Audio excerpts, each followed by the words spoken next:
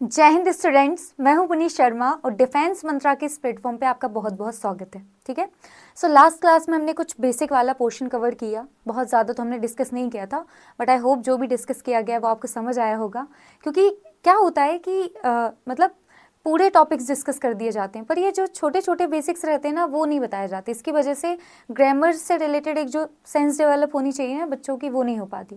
तो मेरा ऐसा मानना है कि ये छोटे छोटे जो टॉपिक्स हैं बेसिक के, वो छोटे छोटे टॉपिक्स हम ऐसे डिस्कस करते रहें। अब सेपरेटली तो हम एक बार बैठेंगे नहीं कि चलो अब हम इनको अलग से डिस्कस करते हैं, तो हम टॉपिक के साथ ही उसको डिस्कस करते हुए जाएंगे।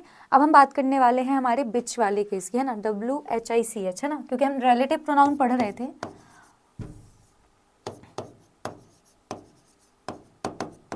और इसके केस में हमने क्या किया था, हमने हु और हुम को तो डिस्कस कर लिया था।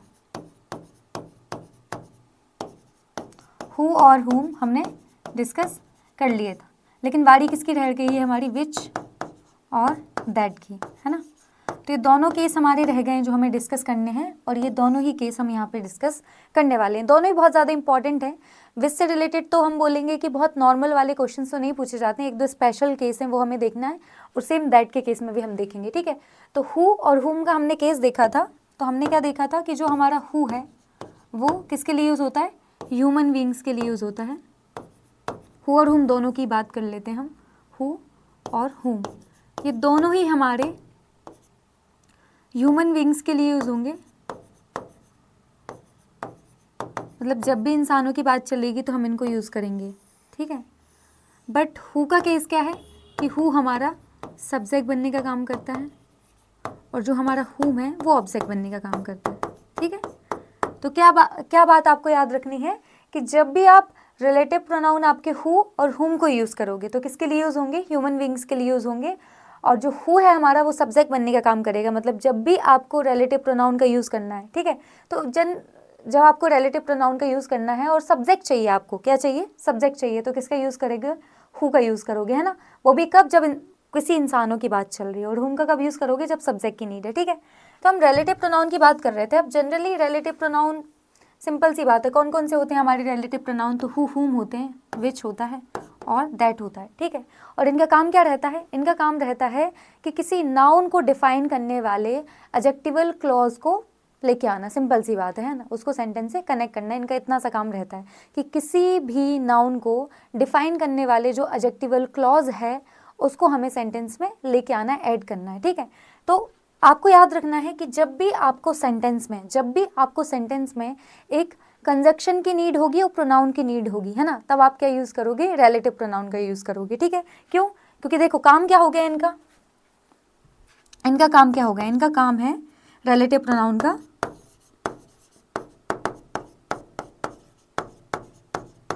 ठीक है, तो ये अपने रिलेटिव प्रोनाउन होते हैं। एक और केस है हमारा व्हाट का, तो वो हम बाद में डिस्कस करेंगे, अभी ये ज़्यादा इंपॉर्टेंट है। तो ये देख लेते हैं, हु हुम विच और दैट, ये सब क्या है, हमारे रिलेटिव प्रोनाउन है। ठीक है, तो जनरली क्या होता है कि रिलेटिव प्रोनाउन का काम क्या रहता है कि रिलेटिव प्रोनाउन क्या करते हैं, रिलेटिव प्रोनाउन नाउन को डिफाइन करने वाले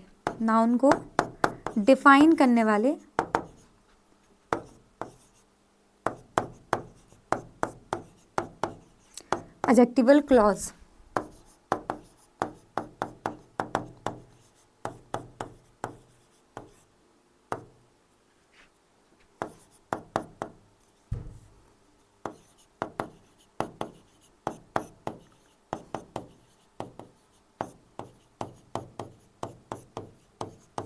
ठीक है, ये मैं पढ़ा चुकी हूँ, है ना। जैसे अभी कोई एक क्लास पहले देख रहा होगा तो उसको लगेगा यार ये क्या चल रहा है ना, तो ये मैं पढ़ा चुकी हूँ, रिवाइज करा रही हूँ। केस हमें इनका डिस्कस करना है, विच और दैट का। तो हमने क्या पढ़ा था कि जो हमारे रिलेटिव प्रोनाउन रहते हैं वो क्या करते हैं, नाउन को डिफाइन करने वाले जो एडजेक्टिवल क्लॉज रहते हैं उसको बनाने के काम आते हैं। यही काम हमारे रिलेटिव प्रोनाउन का रहता है। कौन कौन से होते हैं रिलेटिव प्रोनाउन, हु हुम विच और दैट, हु हुम विच और दैट, है ना, ये सब क्या होते हैं हमारे रिलेटिव प्रोनाउन, है ना। एक और केस बोला जाता है, एक बात और ये बोली जाती है कि जब भी आपको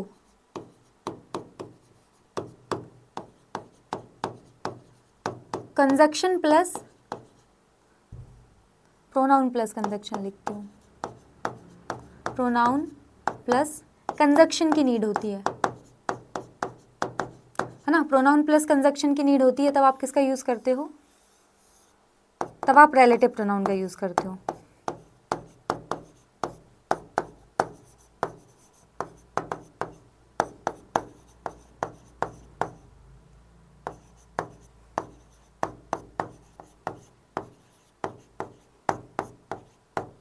क्या बोला मैंने कि जब भी आपको प्रोनाउन प्लस कंजक्शन की नीड होगी, आपके सेंटेंस में आपको प्रोनाउन प्लस कंजक्शन की नीड होगी, तो किसको यूज़ करोगे आप? किसको? रिलेटिव प्रोनाउन को यूज़ करोगे। एक और बात मैं बोल सकती हूँ,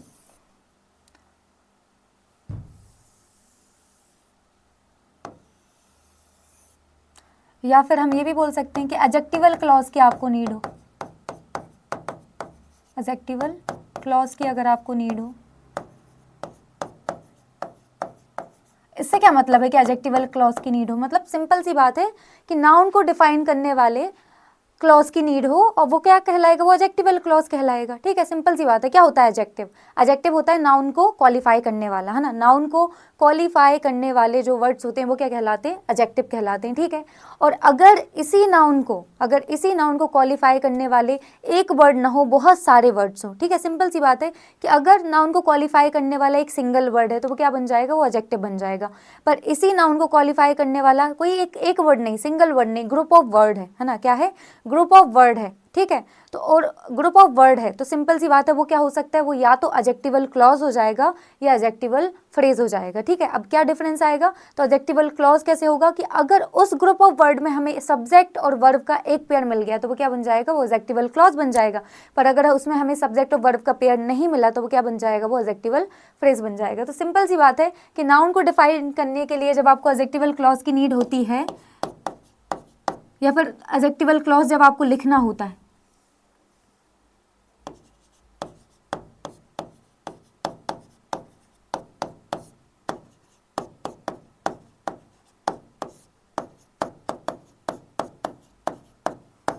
तब आप किसका यूज करते हो? रिलेटिव प्रोनाउन का यूज करते हो।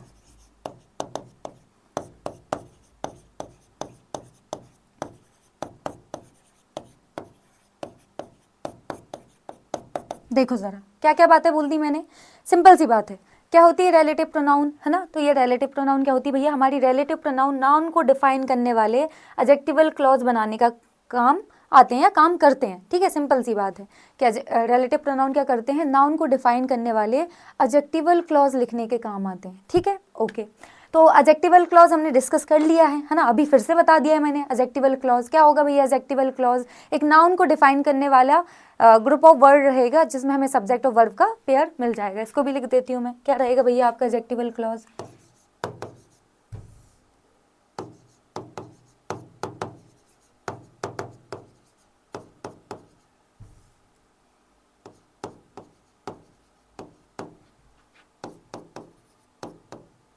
नाउन और प्रोनाउन, किसी को भी नाउन या प्रोनाउन को क्वालिफाई करने वाला, है ना। क्योंकि एडजेक्टिव का काम क्या रहता है? एडजेक्टिव का काम रहता है नाउन को क्वालिफाई करना। ठीक है, तो नाउन और प्रोनाउन को क्वालिफाई करने वाला। क्वालिफाई से कोई बहुत अलग बात नहीं है भैया। क्वालिफाई मतलब विशेषता बताना, है ना। तो क्वालिफाई एक नाउन या प्रोनाउन को क्वालिफाई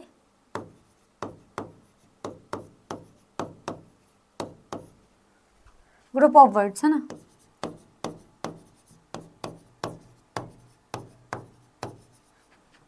जिसमें क्या होगा? हमें सब्जेक्ट प्लस वर्ब का एक पेयर होगा।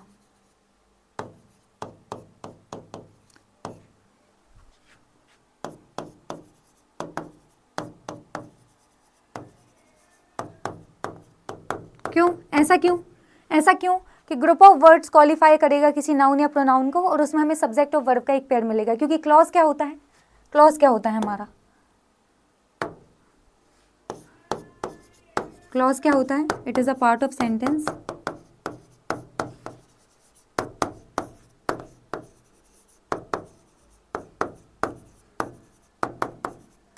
which has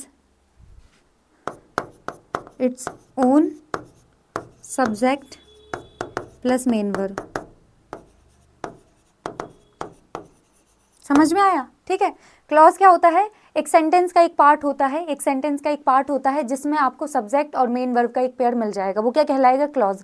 अब हमें कैसा क्लॉज चाहिए? एडजेक्टिवल क्लॉज चाहिए। ठीक है, तो क्लॉज एडजेक्टिवल क्लॉज चाहिए, तो एडजेक्टिव क्या होता है? एडजेक्टिव वो होता है जो नाउन को क्वालिफाई करते हैं, है ना।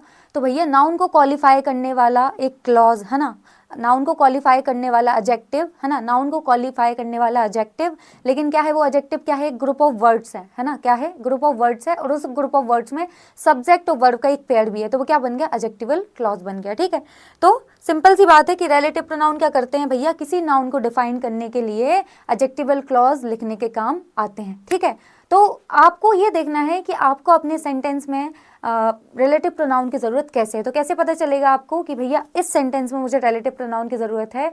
जब आपको ये पता चले कि भैया मुझे ना सिंपल सी बात है, यहाँ पे दो चीज़ों की नीड है। किस किस चीज़ की नीड है? प्रोनाउन की भी नीड है और कंजक्शन की भी नीड है। जब आपको सेंटेंस में देख के ये लगे कि आपको प्रोनाउन प्लस कंजक्शन दोनों की नीड है, तो ये काम कौन करते हैं? हमारे रिलेटिव प्रोनाउन करते हैं। ये प्रोनाउन प्लस कंजक्शन दोनों काम करते हैं। इनको प्रोकन्स भी बोला जाता है। क्या बोला जाता है इनको? प्रोकन्स, है ना। इनको क्या बोला जाता है? प्रोकन्स भी बोला जाता है रिलेटिव प्रोनाउन को। तो जब आपको सेंटेंस में लगे कि आपको प्रोकन्स की जरूरत है, मतलब प्रोनाउन प्लस कंजक्शन दोनों की जरूरत है, तब हम किसका यूज करेंगे? रिलेटिव प्रोनाउन का यूज करेंगे। फिर एक और बात मैंने बताई कि जब भी आपको एडजेक्टिवल क्लॉज लिखना हो तो आप रिलेटिव प्रोनाउन का यूज करेंगे, है ना। तो ये 2-4 बातें मैंने आपको बता दी। अब कौन कौन से होते हैं रिलेटिव प्रोनाउन? तो हु, हुम, विच, दैट और व्हाट भी होता है, WHAT, ये भी हमारे रिलेटिव प्रोनाउन होता है। तो हु और हुम मैंने आपको डिस्कस करा दिया था। हु और हुम दोनों ही किसके लिए आते हैं? ये दोनों ही ह्यूमन बीइंग के लिए आते हैं। ठीक है, पर हम हु को कब यूज करेंगे? जब हमें सेंटेंस में सब्जेक्ट की जरूरत होगी, और हुम को कब यूज करेंगे? जब ऑब्जेक्ट की जरूरत होगी। ठीक है, तो आज केस आ गया हमारा किसका? विच और दैट का। चलिए विच और दैट पे चलते हैं। ओके, तो हम किसकी बात करने वाले हैं?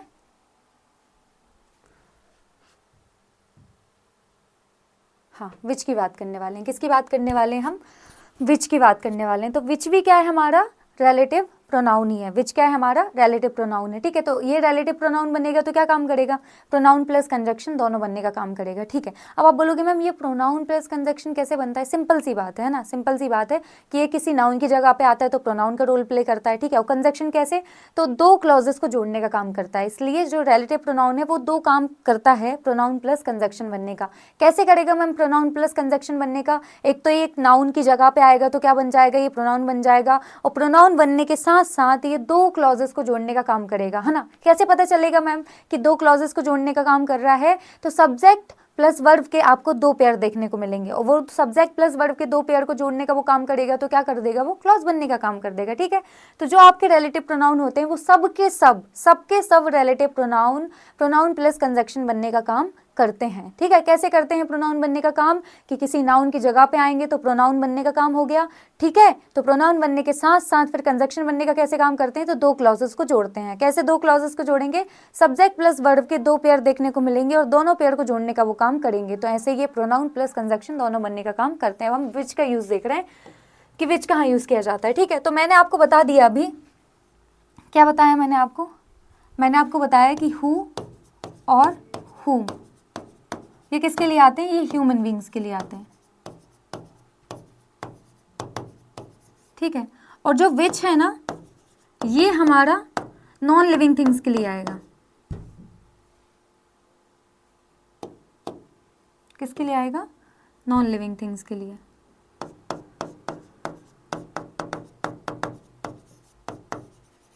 नॉन लिविंग थिंग्स के साथ साथ ये एनिमल्स के लिए भी आएगा।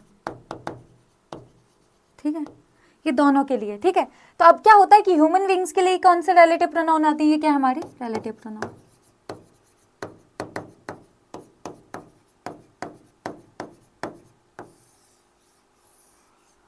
तो देखो जरा इधर कि ह्यूमन बीइंग्स के लिए कौन से प्रोनाउन आते हैं? हु और हुम, है ना। तो जब ह्यूमन बीइंग्स के लिए हमें कोई प्रोनाउन प्लस कंजक्शन लगाना है तो हम किसका यूज करेंगे? हु और हुम, जिसमें हु हमारा सब्जेक्ट बनने का काम करेगा और हुम हमारा ऑब्जेक्ट बनने का काम करता है। ठीक है, तो जो हमारा हु रहता है वो क्या रहता है? हु हमारा रहता है सब्जेक्टिव केस। ये बार बार मैं इसलिए लिख रही हूँ और क्यों रिपीट कर रही हूँ, क्योंकि बच्चे बहुत कंफ्यूज होते हैं, पता है, बहुत टाइम तक उनको ये समझ ही नहीं आता क्या हो रहा है ना। इसलिए बार बार मैं ये बता रही हूँ कि इसको तो आप क्लियर कर ही लो, ये बात तो एकदम माइंड में बैठ ही जानी चाहिए। ठीक है, हुम आपका जो रहता है वो जो आपका हु रहता है वो सब्जेक्टिव केस बनता है और जो हुम रहता है वो ऑब्जेक्टिव केस बनता है, ठीक है। अब विच के केस में, ठीक है, विच किसके लिए यूज होता है, विच यूज होता है आपका नॉन लिविंग थिंग्स के लिए और एनिमल्स के लिए। तो मैम यहाँ पे सब्जेक्ट और ऑब्जेक्ट, तो आपका ये जो विच रहता है ये सब्जेक्ट और ऑब्जेक्ट दोनों बनने का काम करता है, ठीक है। यहाँ पे सब्जेक्ट और ऑब्जेक्ट अलग अलग नहीं है, ये सब्जेक्ट के लिए भी आता है और ये ऑब्जेक्ट के लिए भी आता है, ठीक है। तो ये सब्जेक्ट के लिए भी आएगा और ऑब्जेक्ट के लिए भी आएगा।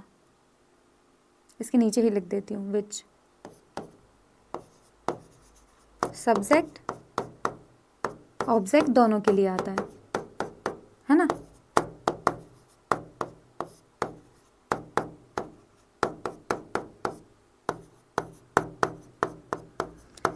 ठीक है, तो ये क्लियर हो गया कि ह्यूमन बींग्स के लिए हु और हुम आता है, जिसमें हु कब आता है, जब सब्जेक्ट की नीड रहती है, और हुम कब आता है, जब ऑब्जेक्ट की नीड रहती है। पर जब भी हम नॉन लिविंग थिंग्स की बात करेंगे, एनिमल्स के लिए बात करेंगे, तो जो हमारा रिलेटिव प्रोनाउन आएगा वो कौन सा आएगा, विच आएगा, और विच सब्जेक्ट और ऑब्जेक्ट दोनों केस रहते हैं। ऐसे दैट की भी बात कर लो, तो दैट के बारे में आगे मैं डिटेल बताऊंगी, बस अभी आपको यहाँ पे ये समझना है कि जो आपका दैट है उसका भी सेम केस है कि वो भी सब्जेक्ट और ऑब्जेक्ट दोनों के लिए आता है। दैट सब्जेक्ट और ऑब्जेक्ट दोनों के लिए आता है। सब्जेक्ट की नीड हो आपको या ऑब्जेक्ट की नीड हो, वहाँ पे आप दैट यूज़ कर सकते हो, है ना। और ये क्या करता है, ये सबके लिए आता है। सबके लिए आता है, इससे क्या मतलब है, सबके लिए मतलब जो आपका दैट है वो ह्यूमन बींग्स के लिए भी आएगा, नॉन लिविंग थिंग्स के लिए भी आएगा,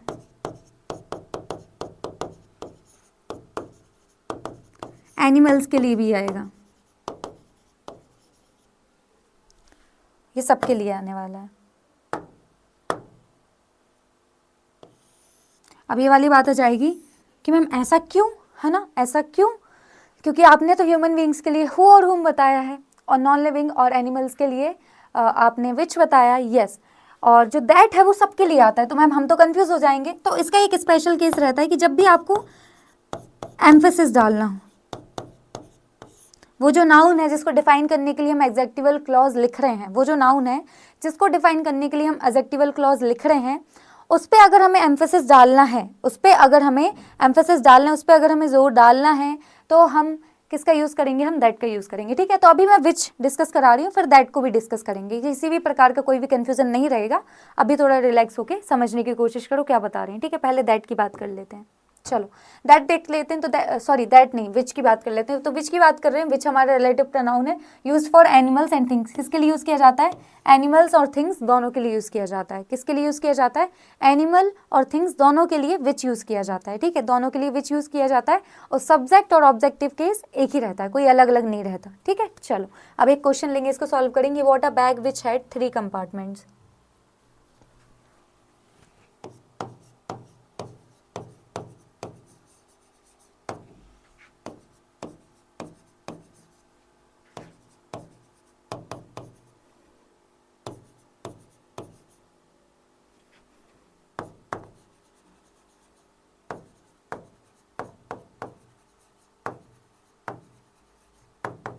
चलो इसको ब्रेक डाउन करेंगे, है ना। अब हिंदी में क्या मीनिंग निकलेगा, हिंदी में मीनिंग ये निकलेगा कि उसने एक ऐसा बैग खरीदा जिसमें 3 कंपार्टमेंट्स थे, है ना। जैसे इससे रहते हैं ना, अलग अलग सेपरेट सेक्शन रहते हैं बैग में, उसकी बात चल रही है कि उसने एक ऐसा बैग खरीदा जिसमें 3 कंपार्टमेंट्स थे, ठीक है। सो अब यहाँ पे देखो व्हाट क्या हो गई आपकी, व्हाट हो गई आपकी वर्ब, है ना। क्यों, वाई क्या होता है, वाई मतलब होता है खरीदना, वाई आपकी वर्ब होती है, इसका मतलब क्या होता है, खरीदना। वाई, वॉट, वॉट, ठीक है, ये हो गई आपकी वर्ब हो गई, ठीक है। अब इस वर्ब का सब्जेक्ट कौन है, कौन है भैया, खरीदने का काम कौन कर रहा है, तो ही कर रहा है, तो ही क्या हो गया हमारा सब्जेक्ट। सब्जेक्ट कौन होता है, डूअर ऑफ द एक्शन, काम को करने वाला सब्जेक्ट, है ना। पार्ट्स ऑफ स्पीच क्या है इसका, प्रोनाउन, है ना, क्या है, प्रोनाउन, ठीक है। फिर ही वॉट, वॉट, है ना। तो सिंपल सी बात है कि रिसीवर ऑफ द एक्शन कौन होता है, अपना ऑब्जेक्ट होता है। जब आपको निकालना ना आए कि कैसे ऑब्जेक्ट निकालना है, तो आपको क्या करना है कि जो आपका वर्ब है उसको वॉट और हुम से क्वेश्चन करना है, वॉट और हुम से क्वेश्चन करना है। तो जब नॉन लिविंग थिंग्स की बात होगी तो वॉट से क्वेश्चन कर लेना, जब ह्यूमन बींग्स की बात होगी तो हुम से क्वेश्चन कर लेना। तो यहाँ पे बैग की बात चल रही तो वॉट से क्वेश्चन कर लेंगे, तो वॉट का आंसर आ जाएगा बैग, है ना। ही वॉट, वॉट, तो व्हाट का आंसर मिल गया बैग, तो बैग क्या बन गया अपना ऑब्जेक्ट बन गया है। पार्ट्स ऑफ स्पीच क्या है इसका, नाउन। ठीक है, कि उसने एक बैग खरीदा, है ना, उसने एक बैग खरीदा। अब कौन सा वाला बैग खरीदा भैया, कौन सा बैग खरीदा, कौन सा बैग खरीदा, विच हैड 3 कंपार्टमेंट्स, जिसमें 3 कंपार्टमेंट थे। ठीक है, या फिर बोलेंगे कि he bought a bag which had 3 different colours, है ना, जिसमें भैया 3 अलग अलग कलर थे, है ना। तो सिंपल सी बात है कि हम क्या कर रहे हैं, बैग को डिफाइन कर रहे हैं, है ना। ही वॉट अ बैग, उसने बैग खरीदा, कैसा बैग, कौन सा बैग, कैसा बैग था भैया, तो हमने फिर इस बैग को डिफाइन किया। वो बैग क्या है यहाँ पे, नाउन, है ना।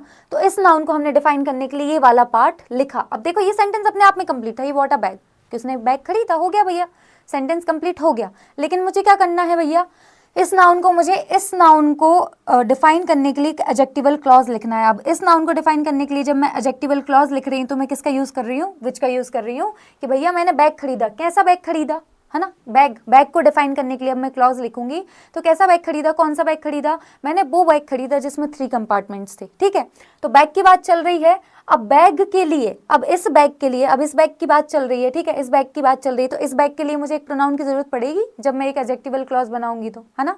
जब मैं एक एडजेक्टिवल क्लॉज बनाऊंगी तो इसी बैग की बात चल रही है, तो इस बैग के लिए मुझे एक प्रोनाउन की जरूरत पड़ेगी। प्रोनाउन का काम क्या रहता है, प्रोनाउन का काम रहता है कि नाउन को रिपीटेशन से बचाना। प्रोनाउन का काम क्या रहता है, नाउन को रिपीटेशन से बचाना। अब हम बार बार बैग लिखेंगे क्या, कि he bought a bag, bag had 3 compartments, है ना, तो हम बोलेंगे यार मजा नहीं आ रहा, है ना, बार बार बैग की बात कर रहे हो। ठीक है, तो प्रोनाउन का काम क्या रहता है, नाउन को सब्स्टिट्यूट करना। ठीक है, इसको ब्रेक डाउन करते हैं।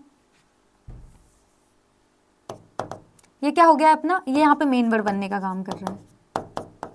कैसे पता चला मैं मेन वर्ब बनने का काम कर रहे हैं, देखो इसके अलावा कोई भी वर्ब यहाँ पे नहीं है, कोई भी मेन वर्ब यहाँ पे नहीं है, है ना। मैंने आपको बताया था डिस्कस कराते टाइम कि जो डू की फॉर्म्स होती हैं आपकी, हैव की फॉर्म्स होती हैं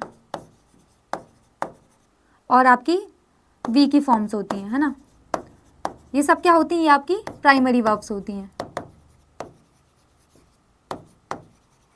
है ना। ये क्या होती हैं, प्राइमरी वर्ब होती हैं ये, और ये हेल्पिंग वर्ब और मेन वर्ब दोनों बनने का काम करती हैं। सबकी सब हेल्पिंग वर्ब और मेन वर्ब दोनों बनने का काम करती हैं। तो यहाँ पे देखो कि यहाँ पे अपन किसकी, हैव की फॉर्म है, ये हेड, है ना। तो यहाँ पे अगर देखो तो आपको यहाँ पे कहीं कोई दूसरी वर्ब दिखाई दे रही है इसके अलावा, नहीं, ये अकेली दिखाई दे रही है, अकेली दिखा रही, मतलब ये यहाँ पे मेन वर्ब बनने का काम कर रही है। ठीक है, अब ये मेन वर्ब बनने का काम कर रही है, ठीक है, हमें ये पता चल गया। तो आप बोलोगे कि मैम हमें थोड़ा सा कन्फ्यूजन तो रहेगा कि कभी ये हेल्पिंग वर्ब बनने का काम कर रही है, कभी ये मेन वर्ब बनने का काम कर रही है। तो देखो सिंपल सी बात है, जैसे मैं लिखूं he is dancing, he is playing, तो ये क्या है, ये अपनी वी की फॉर्म है, ये क्या है, वी की फॉर्म है। इज एम आर अपनी वी की फॉर्म रहती है, is am are was were, ये सब क्या रहती हैं, वी की फॉर्म रहती हैं। ठीक है, अब यहाँ पे ये जो इज है ये वी की फॉर्म है, इसके साथ में हमें एक मेन वर्ब दिखाई दे रही है, तो ये किसका काम कर रही है, हेल्पिंग वर्ब बनने का काम कर रही है। ठीक है, लेकिन अगर इसी की जगह पे मैं लिख देती, इसी की जगह पे मैं लिखती ही इज अ डांसर, है ना, तो ये जो इज है यहाँ पे मेन वर्ब बनने का काम कर रही है ना।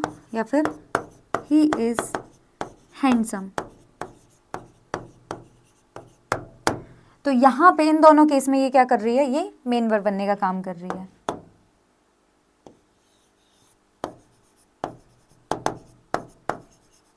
और यहाँ पे क्या काम कर रही है, ये यहाँ पे हेल्पिंग वर्ब बनने का काम। कैसे पता चला मैम हेल्पिंग वर्ब बनने का काम कर रही है, तो देखो साथ में एक वर्ब है ना, मेन वर्ब है, ये यहाँ पे हेल्पिंग वर्ब है, इसके साथ ही मेन वर्ब है, ये हेल्पिंग वर्ब है, ये मेन वर्ब है। इसमें कहीं और कोई मेन वर्ब दिखाई दे रही, डांसर, डांसर मेन वर्ब नहीं है। डांसर यहाँ पे आपका सब्जेक्ट कॉम्प्लीमेंट बनेगा जो कि नाउन है ना, ये मैं पढ़ा चुकी हूँ। ठीक है, तो जब इसके साथ में, जब इन फॉर्म्स के साथ में ये वी की फॉर्म, हैव की फॉर्म, डू की फॉर्म के साथ में जब आपको मेन वर्ब भी दिखे, तब वो क्या करती हैं, हेल्पिंग वर्ब बनने का काम करती हैं। पर जब इनके अलावा कोई और वर्ब सेंटेंस में ना हो तब ये मेन वर्ब बनने का काम करती हैं। जैसे हैव की बात कर लें तो मैं बोलूँगी I have talk to him, है ना, I have completed the work, भैया मैंने काम कंप्लीट कर लिया है ना, मैंने उससे बात कर ली है ना, मैं उससे बात कर चुकी हूँ, मैं काम कंप्लीट कर चुकी हूँ। ठीक है, तो यहाँ पे आप देखो ये आपको हैव दिख रहा है,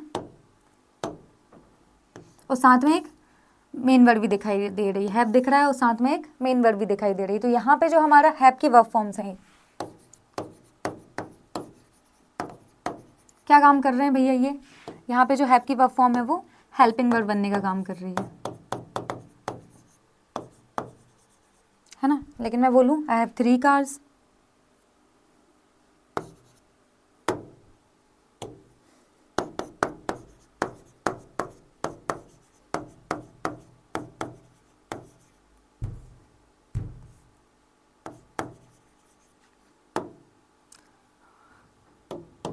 तो क्या हो जाएगा, ये यहाँ पे मेन वर्ब बनने का काम कर रही है। ठीक है, ये क्या कर रही है, यहाँ पे मेन वर्ब बनने का काम कर रही है।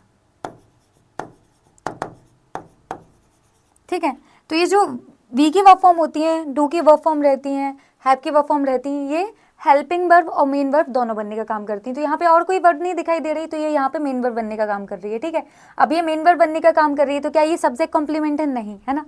ओनली वी की वर्ब फॉर्म के केस में आपको सब्जेक्ट कॉम्प्लीमेंट देखने को मिलता है ना। वी की वर्ब फॉर्म जब भी मेन वर्ब बनने का काम करती हैं, क्या बोला मैंने, वी की वर्ब फॉर्म जब भी मेन वर्ब बनने का काम करती हैं तो उनको हम लिंकिंग वर्ब बोलते हैं। और लिंकिंग वर्ब का काम क्या होता है, सब्जेक्ट को सब्जेक्ट कॉम्प्लीमेंट से लिंक करना। तो बस वी की वर्ब फॉर्म ही सब्जेक्ट को सब्जेक्ट कॉम्प्लीमेंट से लिंक करती, हैव और डू की फॉर्म नहीं करती। यहाँ पे क्या है, हैड, यहाँ पे ये आपकी जो यहाँ पे हैव की वर्ब फॉर्म है। ठीक है, सिंपल सी बात है। और क्या रहता है कि जो जब आप वी की वर्ब फॉर्म की बात करते हो तो सब्जेक्ट और सब्जेक्ट कॉम्प्लीमेंट एक ही रहते हैं ना। जैसे मैं बोलूँगा आई एम अ टीचर, तो आई और टीचर तो सेम ही है ना। अब ऐसा तो नहीं कि मेरा टीचर वाला रूप कुछ अलग हो जाएगा और आई में कुछ अलग हो जाऊंगी, नहीं भैया, मैं ही हूँ, टीचर भी मैं ही हूँ, समझ रहे हो। तो इसी तरीके से कि जब हम लिंकिंग वर्ब की बात करते हैं तो सब्जेक्ट और सब्जेक्ट कॉम्प्लीमेंट एक ही होता है। तो अगर हम ये बात करें तो ये हमारा यहाँ पे सब्जेक्ट बनेगा। तो क्या विच और कंपार्टमेंट एक ही है क्या, विच और कंपार्टमेंट एक ही है क्या, नहीं, विच और कंपार्टमेंट तो एक नहीं है, सिंपल सी बात है। तो ये यहाँ पे सब्जेक्ट कॉम्प्लीमेंट नहीं बनेगा, ये क्या बनेगा, ये बनेगा आपका ऑब्जेक्ट, है ना, नाउन हो जाएगा ये। और 3 क्या हो जाएगा, 3 हो जाएगा आपका एडजेक्टिव। कौन सा एडजेक्टिव है ये, क्वांटिटेटिव एडजेक्टिव है। क्वांटिटेटिव एडजेक्टिव में भी आपका न्यूमरल का सब टाइप कार्डिनल है ये। ठीक है, तो अब इतनी सी हमने बात कर ली है, इतनी बात हमने कर ली है ना। अब सिंपल सी बात की जा रही है, यहाँ पे हमें किस चीज़ की ज़रूरत है ना। तो हम बोलेंगे कि मैम हमें इस वर्ब का सब्जेक्ट चाहिए, क्योंकि वर्ब का ऑब्जेक्ट तो हमें मिल गया। तो ये जो वर्ब है, क्योंकि कोई भी वर्ब बिना सब्जेक्ट के नहीं आती है ना। ये बात मैं आपको 100 बार बता चुकी हूँ कि आपकी एक जो वर्ब रहती है ना, जो आपकी वर्ब रहती है ना, वो अपने साथ में सब्जेक्ट और ऑब्जेक्ट दोनों लेती है ना। किसी सेंटेंस का कोई सब्जेक्ट, सेंटेंस का कोई ऑब्जेक्ट नहीं होता, वर्ब का सब्जेक्ट और ऑब्जेक्ट होता है। ठीक है, तो आपकी ये जो वर्ब रहती है ना, वो सब्जेक्ट और ऑब्जेक्ट दोनों लेती है। ये जो वर्ब होती है वो सब्जेक्ट और ऑब्जेक्ट दोनों लेती है। ठीक है, तो कई बार सेंटेंसेस में आपको ऐसा देखने को मिलेगा कि सब्जेक्ट तो है, सॉरी वर्ब है, उसका सब्जेक्ट तो है पर ऑब्जेक्ट नहीं है। तो ये जो सब्जेक्ट रहता है ना, इस वर्ब का बेस्ट फ्रेंड रहता है ना। तो भैया वर्ब का है, ये मेरा बेस्ट फ्रेंड है, इसके बिना मैं कहीं भी नहीं जाऊंगी। तो जहां भी वर्ब दिखाई देगी वहां सब्जेक्ट दिखाई देगा, भले ही ऑब्जेक्ट ना दिखाई दे। तो ऑब्जेक्ट किसका काम करता है, ऑब्जेक्ट फ्रेंड बनने का काम करता है ना, कि भैया जब जरूरत लगेगी तुम्हें बुला लेंगे, ज्यादा दिमाग खराब तुम करना मत, है ना। लेकिन सब्जेक्ट कैसा भैया, सब्जेक्ट तो बेस्ट फ्रेंड है ना। बोलते ना कि तेरे बिना तो मेरा काम ही नहीं चलता, तेरे बिना तो दुनिया जैसी नहीं लगती। ठीक है, तो ये जो सब्जेक्ट है ये वर्ब का बेस्ट फ्रेंड है। ठीक है, तो जो हमारी जहाँ पे भी वर्ब आएगी वहाँ आपको सब्जेक्ट देखने को मिलेगा, जहाँ पे भी वर्ब देखने को मिलेगी वहाँ पे आपको सब्जेक्ट देखने को मिलेगा। तो यहाँ पे वर्ब तो है पर सब्जेक्ट नहीं है, वर्ब तो है लेकिन सब्जेक्ट नहीं है, तो सब्जेक्ट की नीड लगेगी। ठीक है, सब्जेक्ट की नीड लगेगी। ठीक है, तो हमें यहाँ पे एक सब्जेक्ट चाहिए। ठीक है, और ये दोनों क्लॉजेस को, क्योंकि यहाँ पे सब्जेक्ट और वर्ब, और ये जो वर्ब रहेगी इसका भी सब्जेक्ट बन जाएगा, तो 2 सब्जेक्ट वर्ब के पेयर हो जाएंगे, उसको जोड़ने वाला एक क्लॉज भी चाहिए, है ना। सिंपल सी बात है। रिलेटिव प्रोनाउन, हमें कैसे पता चलेगा कि सेंटेंस में रिलेटिव प्रोनाउन की ज़रूरत है, हमारे सेंटेंस में रिलेटिव प्रोनाउन की ज़रूरत है, वो हमें कैसे पता चलेगा, वो हमें ऐसे पता चलेगा कि हमें 2 चीज़ों की नीड हो। किस किस चीज़ की नीड हो, हमें एक तो भैया प्रोनाउन प्लस कंजक्शन दोनों की नीड हो, है ना, कि भैया हमें प्रोनाउन और कंजक्शन दोनों की नीड हो। तो वो हमें है, क्योंकि इस वर्ब का हमें सब्जेक्ट भी चाहिए तो हमें प्रोनाउन भी लगेगा, और हमें एक कंजक्शन भी चाहिए, दोनों क्लॉजेस को जोड़ने का काम करे। तो हमें क्लियर हो गया कि हाँ भैया हमें एक रिलेटिव प्रोनाउन की नीड लगेगी। या फिर सिंपल सी बात है कि नाउन को डिफाइन करने वाला एडजेक्टिवल क्लॉज अगर लिखना है तो भी आपको रिलेटिव प्रोनाउन की जरूरत है। तो इस नाउन को डिफाइन करने वाला इस नाउन को डिफाइन करने वाला एडजेक्टिवल क्लॉज हमें यहाँ पे लिखना है ना। हम इसी बैग के बारे में तो बता रहे हैं कि उसने बैग खरीदा जिसमें 3 कंपार्टमेंट थे। तो इसी नाउन को डिफाइन करने वाला एडजेक्टिवल क्लॉज हम लिख रहे हैं, ठीक है। तो जब किसी नाउन को जब किसी नाउन को डिफाइन करने वाला एडजेक्टिवल क्लॉज आपको लिखना रहता है, जब किसी नाउन को डिफाइन करने वाला एडजेक्टिवल क्लॉज आपको लिखना रहता है, तब आपको रिलेटिव प्रोनाउन की ज़रूरत होती है ना। ये बात मैंने आपको स्टार्टिंग में बोल दी कि या तो आपके सेंटेंस में प्रोनाउन प्लस कंजक्शन की ज़रूरत हो या फिर नाउन को डिफाइन करने वाला एडजेक्टिवल क्लॉज लिखने की ज़रूरत हो, और हमें दोनों की ज़रूरत है ना। इस नाउन को, इस बैग को डिफाइन करने वाला हमें एडजेक्टिवल क्लॉज भी लिखना है और साथ में हमें एक प्रोनाउन प्लस कंजक्शन की भी ज़रूरत है। प्रोनाउन क्यों? क्योंकि भैया इस वर्ब का सब्जेक्ट बनेगा। कंजक्शन क्यों? क्योंकि यहाँ पे सब्जेक्ट वर्ब का पेयर आ जाएगा, सब्जेक्ट वर्ब का पेयर आ जाएगा, दोनों को जोड़े भी तो, दोनों को जोड़ना भी तो पड़ेगा। तो हमें क्लियर हो गया कि हमें रिलेटिव प्रोनाउन की जरूरत है, ठीक है। अभी मैंने आगे आपको बताया था, क्या बताया था कि ये जो हमारा विच रहता है, विच रिलेटिव प्रोनाउन जो रहता है वो एनिमल्स के लिए और थिंग्स के लिए आता है। तो यहाँ पे किसकी बात चल रही है? यहाँ पे थिंग्स की बात चल रही है, बैग की बात चल रही है यहाँ पे, है ना। किसकी बात चल रही है? बैग की बात चल रही है। तो एनिमल और थिंग्स के लिए हम कौन सा रिलेटिव प्रोनाउन लगाते हैं? विच लगाते हैं। तो हम क्या लगा देंगे यहाँ पे? विच लगा देंगे। ये क्या बन जाएगा हमारा? ये बन जाएगा हमारा यहाँ पे रिलेटिव प्रोनाउन। और रिलेटिव प्रोनाउन का जो काम रहता है वो ये करेगा। क्या काम रहता है रिलेटिव प्रोनाउन का? रिलेटिव प्रोनाउन का काम रहता है कि वो प्रोकंज बनते हैं, प्रोनाउन प्लस कंजक्शन। तो ये दोनों ही काम ये करेगा। कैसे करेगा? कैसे करेगा? तो सिंपल सी बात है, बैग के लिए एक प्रोनाउन चाहिए तो बैग के लिए प्रोनाउन बनने का काम कर रहा है, ठीक है। बैग के लिए प्रोनाउन बनने का काम कर रहा है। मैम मुझे कैसे पता चलेगा कि अब ये प्रोनाउन? तो ये देखो ना, ये यहाँ पे क्या कर रहा है? इस वर्ब का सब्जेक्ट बन रहा है। सब्जेक्ट बनने का काम कौन करता है? प्रोनाउन करता है। तो क्लियर हो गया ना कि ये प्रोनाउन है ना। अब ये कंफ्यूजन होगा कि हमने ही, शी, इट, दे ये तो पढ़े हमने, ही, शी, इट, दे ये तो हमने पढ़े, ये तो प्रोनाउन होते हैं। पर विच कैसे प्रोनाउन हो गया मैडम? तो सिंपल सी बात है कि यहाँ पे देखो, बैग की जगह पे आ रहा है विच, सिंपल सी बात है ना। बैग की जगह पे आ रहा है, बैग के लिए है, आ रहा है, किसके लिए आ रहा है? बैग के लिए आ रहा है ये, है ना। और इस वर्ब का सब्जेक्ट बन रहा है, ये जो हेड वर्ब है इसका सब्जेक्ट बन रहा है, ठीक है। और सब्जेक्ट और ऑब्जेक्ट बनने का काम कौन करते हैं? सब्जेक्ट और ऑब्जेक्ट बनने का काम कौन करते हैं? या तो नाउन करते हैं या प्रोनाउन करते हैं। तो ये प्रोनाउन होगा ऑफ कोर्स, तभी तो यहाँ पे सब्जेक्ट बना बैठा है। तो ये क्या है? यहाँ पे हमारा सब्जेक्ट है। ये समझ में आया क्या बोला मैंने? समझ में आया मैंने क्या बोला? फिर से देख लो एक बार।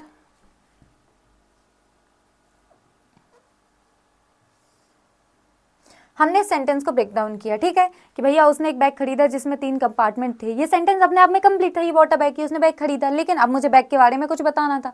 बैग को डिफाइन करने के लिए एक एडजेक्टिवल क्लॉज लिखना था। तो जब भी, अब बैग क्या है? बैग क्या है हमारा? नाउन है ना। और जब भी किसी नाउन को डिफाइन करने के लिए एडजेक्टिवल क्लॉज लिखना होता है तो किसकी जरूरत पड़ती? रिलेटिव प्रोनाउन की जरूरत पड़ती है, ठीक है। जब भी किसी नाउन को डिफाइन करने के लिए एडजेक्टिवल क्लॉज लिखना होता है तो किसकी जरूरत पड़ती है? रिलेटिव प्रोनाउन की जरूरत पड़ती है, ठीक है। फिर मैंने इसको ब्रेक डाउन किया। हेड क्या हो गया आपका? Main verb. 3 क्या हो गया आपका? Quantitative adjective. और कंपार्टमेंट क्या हो गया आपका? ऑब्जेक्ट हो गया। और पार्ट्स ऑफ स्पीच हो गया उसका नाउन, ठीक है। अब हमें किसकी जरूरत थी? तो इस वर्ब के सब्जेक्ट की जरूरत थी, है ना। इस वर्ब के सब्जेक्ट की जरूरत थी, है ना। और हमें किसको डिफाइन करना है? बैग को डिफाइन करना है। तो बैग के लिए हमें एक प्रोनाउन भी लगेगा। तो सिंपल सी बात है कि मुझे एक प्रोनाउन चाहिए और एक कंजक्शन भी चाहिए जो दोनों सेंटेंस को क्या करे? जोड़ सके। प्रोनाउन जो इसका सब्जेक्ट बन जाए, प्रोनाउन जो कि इस वर्ब का सब्जेक्ट बन जाए, और एक कंजक्शन जो सब्जेक्ट प्लस वर्ब के ये जो 2 पेयर आ गए, दोनों क्लॉजेस को जोड़े, ठीक है। तो हमें किसकी जरूरत पड़ी? यहाँ पर रिलेटिव प्रोनाउन की जरूरत पड़ी। अब सिंपल सी बात है, मैंने आपको बताया था कि जब भी नॉन लिविंग थिंग्स की बात होगी और एनिमल्स की बात होगी तो वहाँ पे कौन सा रिलेटिव प्रोनाउन हम यूज करते हैं? वहाँ पे हम यूज करते हैं विच, ठीक है। तो यहाँ पे किसको डिफाइन करने की बात चल रही है? यहाँ पे बैग को डिफाइन करने की चल रही है ना। किसको डिफाइन करने की बात चल रही है यहाँ पे?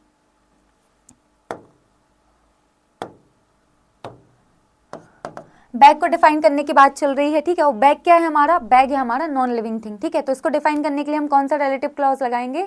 रिलेटिव प्रोनाउन लगाएंगे। हम यहाँ पे लगाएंगे विच, ठीक है। अगर किसी इंसान की बात चल रही होती तो हम हु लगाते हैं ना। सब्जेक्ट केस की जरूरत पड़ती तो हु लगाते, ऑब्जेक्ट केस की जरूरत पड़ती तो हुम लगाते। अब कैसा एरर वो पूछ लेंगे? वो ऐसा लिख देंगे, इसी को लिख देंगे, वो इसको ऐसा लिख देंगे वो।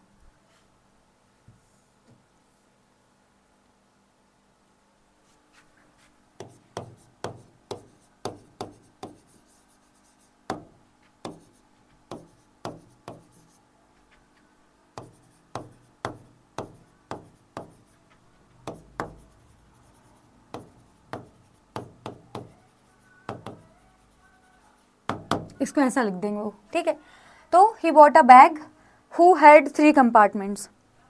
इसमें कोई गलती क्या? इसमें है गलती, ठीक है। इसको ब्रेक डाउन करते हैं। ये हो गया आपका सब्जेक्ट, पार्ट्स ऑफ स्पीच हो गया इसका प्रोनाउन, ये हो गया आपका वर्ब, ये हो गया आपका ऑब्जेक्ट, ये हो गया आपका नाउन, ठीक है। तो इस नाउन को डिफाइन करने के लिए हमने ये एडजेक्टिवल क्लॉज लिखा है। जैसे मैं लिख देती ही वॉट अ बिग बैग, है ना, उसने एक बड़ा बैग खरीदा है भैया, तो बिग क्या हो जाता है? एडजेक्टिव हो जाता। लेकिन मुझे एक शब्द से इसकी विशेषता नहीं बतानी है, मुझे ग्रुप ऑफ वर्ड से बतानी थी। तो उसके लिए हमने क्या किया है? पूरा एडजेक्टिवल क्लॉज लिखा है ना। तो ये ग्रुप ऑफ वर्ड्स है जो कि इस नाउन को क्वालिफाई कर रहा है, इस नाउन की विशेषता बता रहा है, और इस ग्रुप ऑफ वर्ड्स में हमें सब्जेक्ट और वर्ब का भी एक पेयर मिलेगा, इसलिए ये क्या कहलाएगा? एडजेक्टिवल क्लॉज, ठीक है। अब हम यहाँ पे ब्रेक डाउन करें तो ये हमारी मेन वर्ब हो गई, अभी मैंने आपको बता दिया है। फिर ये क्या हो गया आपका? ये ऑब्जेक्ट हो गया, नाउन हो गया, फिर उसके बाद ये हो गया आपका एडजेक्टिव, ठीक है, क्वांटिटेटिव एडजेक्टिव, ये अभी मैं बता चुकी हूँ, ठीक है। अब सिंपल सी बात, आप बोलोगे मैडम हाँ सही तो है, हमें सब्जेक्ट की जरूरत थी तो हमने क्या लगा दिया? हु लगा दिया। हु नहीं आएगा। हु क्यों नहीं आएगा? क्योंकि हु और हुम ह्यूमन बींग्स के लिए आते हैं। यहाँ पे किसके डिफाइन करने की बात चल रही? इस नाउन को डिफाइन करने के लिए बात चल रही है। तो नाउन को डिफाइन करने के लिए हम एडजेक्टिवल क्लॉज लिखते हैं, पर कौन सा नाउन है? ये नॉन लिविंग थिंग है, और नॉन लिविंग थिंग के लिए हम हु नहीं लगाते, हम क्या लगाते हैं? विच लगाते हैं। तो क्या आएगा यहाँ पे? विच। समझ में आया? तो अगर यहाँ पे हु लिखा होता तो ये गलत हो जाता। तो इसी तरीके से बहुत सिंपल सा एरर पूछा जाता है, जिसमें क्या करते हैं वो कि bought a bag which had 3 compartment, तो ये तो सही हो जाएगा, पर he bought a bag who had 3 compartment, तो हु नहीं आएगा, क्या आएगा? विच आएगा, ठीक है। लेकिन अगर इसको हम डिफाइन कर रहे होते ही को डिफाइन करने के लिए अगर हम क्लॉज लिख रहे होते तब जरूर हम हु लगा सकते थे, है ना। अगर ही को डिफाइन करने के लिए हम क्लॉज लिख रहे होते तब जरूर हम हु लगा सकते थे, ठीक है। तो रिलेटिव प्रोनाउन सिंपल सी बात है, रिलेटिव प्रोनाउन उसके अकॉर्डिंग आप लगाओगे कि किस नाउन को डिफाइन करने के लिए लिखा जा रहा है। अगर ही को डिफाइन करने के लिए लिखा जाता तो हम हु लगा देते, पर ये नॉन लिविंग थिंग है ना। ही को डिफाइन करने के लिए लगा जाता तो हु और हुम लगा सकते थे, है ना, सब्जेक्टिव ऑब्जेक्टिव केस के अकॉर्डिंग, ठीक है। तो हम क्या लगा देते? हु और हुम लगा देते। लेकिन हमें किसको डिफाइन करना है भैया? बैग को करना है, और बैग क्या है? नॉन लिविंग थिंग है, उसके लिए हम क्या लगाते हैं? विच लगाते हैं।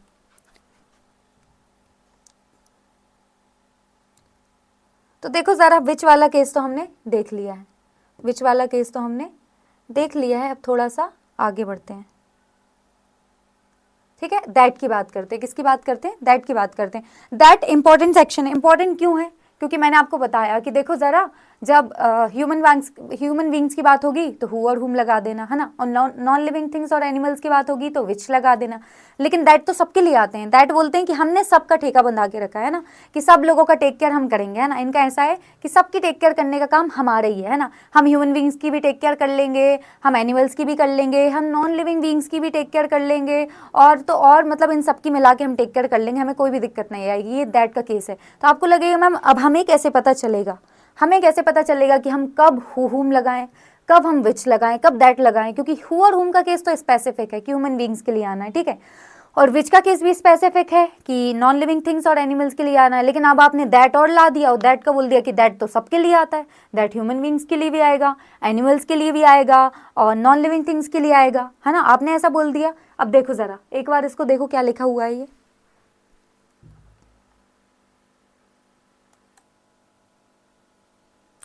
इसकी बात कर लेते हैं हम। तो देखो ज़रा, कुछ वर्ड्स यहाँ पे लिखे हुए हैं, all, none, both, everything, anything, no, the same, the few, the little, the only, nobody भी लिख लो यहाँ पे नोबडी भी लिख देती हूँ, ठीक है। ये सारे वर्ड्स है ना।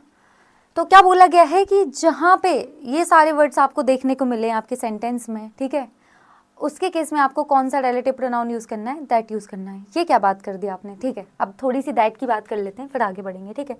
तो दैट का केस क्या है कि जो हमारा दैट है, किसकी बात कर रहे हैं हम? दैट, है ना। तो जब भी हमें क्या करना है, अपने नाउन पे क्या डालना है? एम्फेसिस डालना है, ठीक है। मेरी अभी एक बात मैंने आपको बोली थी, क्या बोली थी अभी यहाँ पे? मैं आपको एक बात बोली थी स्टार्टिंग में, है ना। क्या बोला था मैंने? कि ये जो दैट है, ये जो हमारा दैट रिलेटिव प्रोनाउन है, ये सबके लिए यूज होता है, ह्यूमन बीइंग के लिए भी, नॉन लिविंग थिंग के लिए, एनिमल्स के लिए भी। तो फिर ये सिंपल सी बात है कि ये तो कन्फ्यूजन हो जाएगा मैडम, ह्यूमन बीइंग्स के लिए हुम आता है, नॉन लिविंग थिंग्स और एनिमल्स के लिए विच आता है, और फिर आपने पूरा खिचड़ी बना के यहाँ पे दैट के साथ लगा दिया कि दैट इन सब के साथ आएगा, ठीक है। तो सिंपल सी बात है कि जब आपको इन सब की बात करनी हो, ह्यूमन बीइंग की भी बात करनी हो, है ना, कभी आप ह्यूमन बीइंग की बात कर सकते हो, नॉन लिविंग थिंग की बात कर सकते हो, एनिमल्स की बात कर सकते हो, पर इन सब की बात कैसे करनी है, एम्फेसिस दे के करनी है, ठीक है। आपको कैसे पता चलेगा कि एम्फेसिस दे के बात कर रहे हैं, तो वहां आपको ये सारे वर्ड्स देखने को मिलेंगे। कौन कौन से वर्ड्स देखने को मिलेंगे, ये सारे वर्ड्स आपको बताएंगे कि भैया यहाँ पे इस नाउन पे क्या किया जा रहा है, एम्फेसिस डाला जा रहा है। ये सारे वर्ड्स कौन से, all, none, both, everything, anything, no, the same, the few, the little, the only, the plus superlative degree, nobody, ये सारे वर्ड्स आपके नाउन पे एम्फेसिस डालते हुए आपको दिखाई देंगे उस सेंटेंस में, है ना। उस सेंटेंस में आपको ये सारे वर्ड्स आपके नाउन पे एम्फेसिस डालते हुए दिखाई देंगे, ठीक है। तो जब आपकी ह्यूमन बीइंग की बात चल रही हो, आपके नॉन लिविंग थिंग की बात चल रही हो, आपके एनिमल्स की बात चल रही हो, पर इन सारे नाउन पे अगर एम्फेसिस डल रहा है, कैसे पता चलेगा एम्फेसिस डल रहा है, उन नाउन के साथ में आपको ये सारे वर्ड्स देखेंगे, ये सारे वर्ड्स वहां पे आपको दिखेंगे। तो ये सारे वर्ड्स आपको बताएंगे कि भैया नाउन पे एम्फेसिस डल रहा है, ठीक है। तो जब नाउन पे एम्फेसिस डलेगा, तो भले ही हम बात करें ह्यूमन बीइंग की, भले ही हम बात करें एनिमल्स की, या हम बात करें हमारी नॉन लिविंग थिंग की, तो हम कौन सा रिलेटिव प्रोनाउन लगाएंगे, दैट लगाएंगे, ठीक है।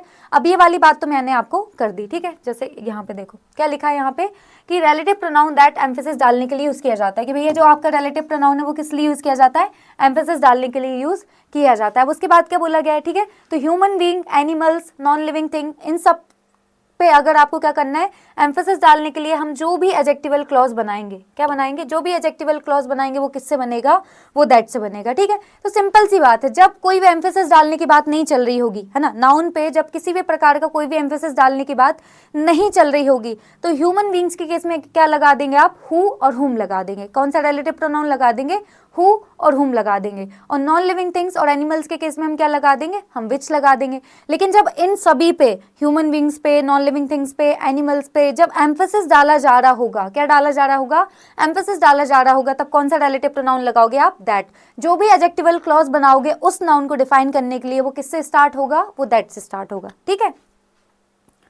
ओके, अब जो बात मैंने बोली वो ये है क्या, कि किसी नाउन के पहले मैंने कुछ ऐसे वर्ड्स लिख दिए हैं जिनकी मदद से मैं उस नाउन पर एम्फेसिस डाल दूं, उस नाउन को रिफर करने के लिए दैट रिलेटिव प्रोनाउन का यूज किया जाएगा। अब ऐसी बात होती है कि पता है टीचर तो यहाँ पे समझा दिया जाता है, मैं बोलूँ कि कुछ वर्ड्स लग जाएंगे आपके सेंटेंस में जिनसे आपको पता चलेगा कि हमारी नाउन पे एम्फेसिस डाला जा रहा है, हमारी नाउन पे स्ट्रेस डाला जा रहा है, ठीक है। कुछ वर्ड्स ऐसे आपके सेंटेंस में होंगे जो आपको ऐसे चीख चीख के बताएंगे कि सुनो सुनो सुनो, मैं नाउन पे एम्फेसिस डालने का काम कर रहा हूँ, मैं नाउन पे स्ट्रेस डालने का काम कर रहा हूँ। और वो वर्ड से आपको पता चलेगा कि भैया हमारी नाउन पे स्ट्रेस डल रहा है, हमारी नाउन पे एम्फेसिस डल रहा है, तो हम यहाँ पे ह्यूमन बीइंग्स के केस में हु और हुम यूज नहीं कर सकते, क्योंकि यहाँ पे कौन सा केस है, नाउन पे स्ट्रेस डालने वाला केस है, नाउन पे एम्फेसिस डालने वाला केस है, ठीक है। तो अब वहाँ के केस में आप क्या करोगे, आप उसके केस में दैट रिलेटिव प्रोनाउन लगाओगे। और अगर नॉन लिविंग थिंग्स और एनिमल्स की बात चल रही हो और कुछ वर्ड्स ऐसे यूज किए गए हो आपके सेंटेंस में जिससे आपको ऐसे पता चल रहा हो कि भैया इस नाउन पे, इस एनिमल पे, हाँ आपकी जो नाउन है, ये जो नॉन लिविंग थिंग है जो आपकी नाउन है, उस पे एम्फेसिस डल रहा है, तो आप विच रिलेटिव प्रोनाउन का यूज नहीं करोगे, किसका करोगे, दैट का करोगे। तो सिंपल सी बात है कि भैया नाउन के पहले हम कुछ ऐसे वर्ड्स लगा देंगे और वो वर्ड्स हमें ये बताएंगे कि भैया इस नाउन पे स्ट्रेस डल रहा है, इस नाउन पे एम्फेसिस है, तो वहां पे आप दैट रिलेटिव प्रोनाउन का यूज करोगे, ठीक है। चलो अब कुछ वर्ड्स देख लेते हैं। तो नहीं, वर्ड्स तो ठीक है, ये वर्ड्स थे आपके, कौन कौन से वर्ड्स थे देखो जरा। ऑल हो गया, नन हो गया, बोथ हो गया, एवरीथिंग हो गया, एनीथिंग हो गया, नो हो गया, द सेम हो गया, द फ्यू हो गया, द लिटिल हो गया, द ओनली हो गया, ठीक है। अब सिंपल सी बात है, एग्जाम्पल लेते हैं, देखो पहला वाला कौन सा है, we saw the same boy that stole your wallet, है ना। हमने भैया वही सेम का सेम लड़का देखा जिसने तुम्हारा वॉलेट क्या किया था, चुराया था, है ना। हमने वो सेम लड़का देखा जिसने तुम्हारा वॉलेट चुराया था, ठीक है। तो अब देखो जरा यहाँ पे द सेम लगा हुआ है, यहाँ पे क्या बोला था मैंने, ये जो वर्ड्स हैं वो आपको बताएंगे, ये जो वर्ड्स हैं वो आपको बताएंगे कि आपका जो नाउन है उस पे स्ट्रेस डाला जा रहा है, उस पे एम्फेसिस डाला जा रहा है, ठीक है। तो इन वर्ड से आपको पता चल जाएगा कि एम्फेसिस डाला जा रहा है, तो आप वहां पे क्या लगाओगे, दैट प्रोनाउन लगाओगे, ठीक है। तो सिंपल सी बात, ये सेंटेंस देखो, we saw the same boy that stole your wallet, है ना, हमने वही का वही लड़का देखा, वो सेम लड़का देखा जिसने तुम्हारा वॉलेट चुराया था, ठीक है। अब सिंपल सी बात है, अब ये सेंटेंस ऐसे भी बन सकता था, देखो जरा,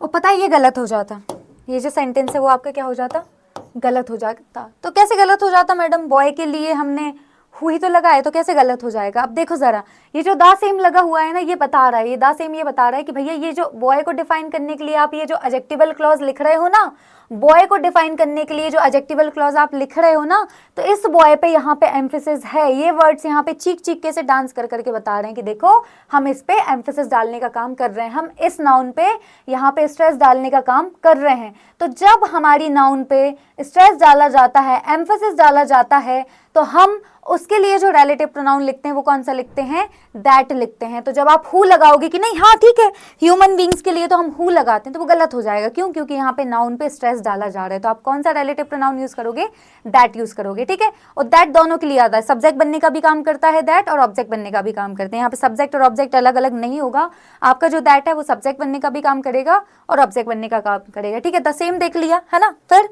we saw the same girl, यहाँ पे भी देखो we saw the same girl, क्या लिखा है, we saw the same girl that slapped you, है ना, जिसने तुम्हें थप्पड़ मारा था। भैया स्पेलिंग गलत लिखी है, ए आएगा यहाँ पे, ठीक है, कि हमने भैया उस लड़की को देखा जिसने तुम्हें थप्पड़ मारा था, ठीक है। We saw the same girl that slapped you, जिसने तुम्हें थप्पड़ मारा था, हमने वो उस लड़की को देखा, ठीक है। तो यहाँ पे क्या है, we saw the same girl that slapped you, है ना, जिसने तुम्हें थप्पड़ मारा था, ठीक है। तो यहाँ पे क्या आया, दैट आया। अगर इसी की जगह अगर हम लगा देते, we saw the same girl who slapped you, तो वो गलत हो जाता। क्यों, क्योंकि ये जो दा सेम यहाँ पे वर्ड्स आए ना, ये क्या कर रहे हैं, ये जो गर्ल को डिफाइन करने के लिए हमने जो एडजेक्टिवल क्लॉज लिखा है ना, इस गर्ल को डिफाइन करने के लिए हमने जो एडजेक्टिवल क्लॉज लिखा है, इस गर्ल पे वो क्या कर रहे हैं, एम्फेसिस डाल रहे हैं। तो जब हमारी नाउन पे कुछ ऐसे वर्ड्स हमारे सेंटेंस में आए जो हमारी नाउन पे एम्फेसिस डालने का काम करें, स्ट्रेस डालने का काम करें, तो उसको डिफाइन करने के लिए हम जो एडजेक्टिवल क्लॉज लिखते हैं वो किससे स्टार्ट होता है, वो दैट से स्टार्ट होता है, ठीक है। तो इसी की जगह अगर ऐसा लिखा होता,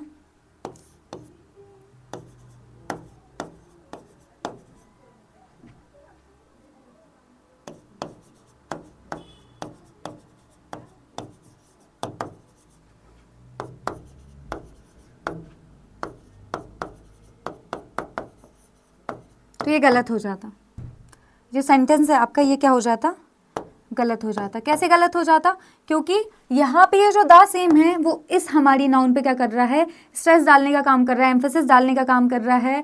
और जब आपके सेंटेंस में कुछ ऐसे वर्ड्स हों जो आपकी नाउन पे एम्फेसिस डालने का काम कर रहे हो, तो उस नाउन को डिफाइन करने के लिए जो एडजेक्टिवल क्लॉज लिखा जाता है वो किससे लिखा जाता है, दैट से। सॉरी दैट नहीं, गलत होगा, तो एक सेकेंड, सो सॉरी, सेम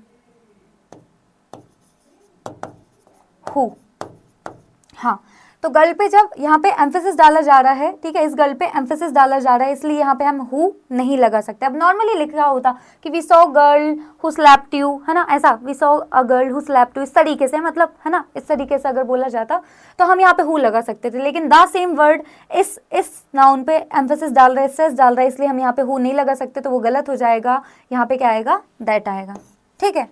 तो हमने किसकी बात कर ली, हमने द सेम वर्ड की बात कर ली है ना, कुछ वर्ड्स वहाँ पे लिखे थे, है ना। ऐसे ही अगर हम बात करें द फ्यू, तो द फ्यू का क्या मतलब होता है, थोड़ा बहुत जितना भी है ना, थोड़ा बहुत जितना भी है, ठीक है। तो द फ्यू का क्या मतलब होता है, थोड़ा बहुत जितना भी है। तो देखो जरा, he stole the few books that I borrowed from Roohi, है ना, तो बोलते हैं राखी।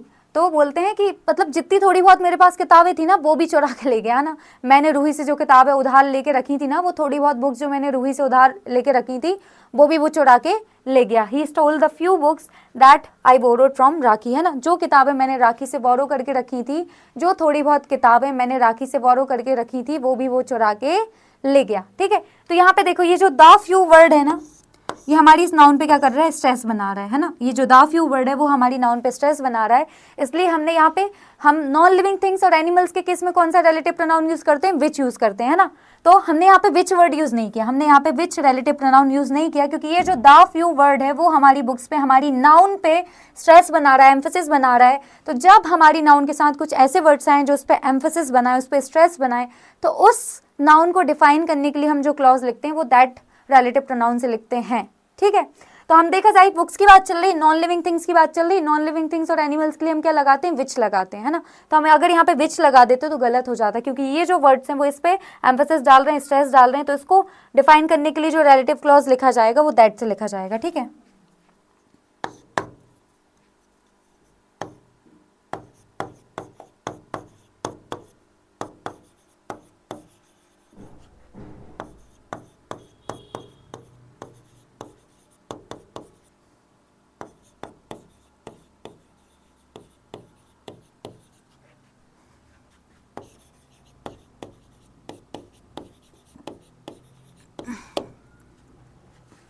ठीक है।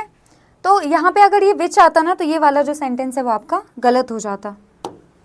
ये मैं दोनों केस बता रही हूँ, है ना, दोनों केस बता रही हूँ कि आप एटलीस्ट क्लियर तो रहो कि एग्जैक्टली क्या बात चल रही है। तो ये क्या हो जाता आपका, गलत हो जाता ये भी आपका गलत है, ये जो वाइट में लिखा है। ठीक है, क्यों, क्योंकि सिंपल सी बात है, ये जो द फ्यू है ना वो क्या कर रहा है, हमारे नाउन पे स्ट्रेस बना रहा है, और जब भी हमारी नाउन पे कोई स्ट्रेस बनाए या एम्फेसिस डाला जाए तो ऐसी नाउन को डिफाइन करने के लिए हम क्या लिखते हैं, दैट लिखते हैं। तो ये वाला जो हमारा सेंटेंस है ये क्या हो जाएगा, गलत हो जाएगा। ठीक है, तो ये कुछ वर्ड्स हैं जो क्या करते हैं, हमारी नाउन पे एम्फेसिस बनाते हैं, और ऐसी नाउन को डिफाइन करने के लिए जो हम एडजेक्टिवल क्लॉज लिखेंगे वो किसकी हेल्प से लिखते हैं, वो हम दैट रिलेटिव प्रोनाउन के केस में दैट रिलेटिव प्रोनाउन की हेल्प से लिखते हैं। ठीक है, अब देखो जरा और भी कुछ वर्ड्स थे वो भी देख लेते हैं। क्या, कौन सा था अपना, ऑल, ऑल भी था वहाँ पे कि we have done all that could have been done, है ना। हमने वो सब किया जो किया जा सकता था भैया, वो हमने सब कुछ वो करके देख लिया जो किया जा सकता था। हम बोलते ना कि अच्छा ठीक है ये प्रॉब्लम ऐसे करो वैसे करो, ये करो वो करो, इस तरीके से सब ठीक हो जाएगा। तो बोलते हैं कि we have done all that could have been done, है ना, हमने सब कुछ कर लिया जो किया जा सकता था। तो ये जो ऑल है ना वो क्या कर रहा है, वो क्या कर रहा है, we have done all that could have been done. तो हमारा ऑल क्या कर रहा है यहाँ पे, ऑल हमारा यहाँ पे एम्फेसिस बनाने का काम कर रहा है, और एम्फेसिस बनाने का काम कर रहा है तो सिंपल सी बात है, फिर हम कौन सा रिलेटिव प्रोनाउन यूज करेंगे, तो हम उस केस में रिलेटिव प्रोनाउन यूज करते हैं दैट, है ना, that could have been done.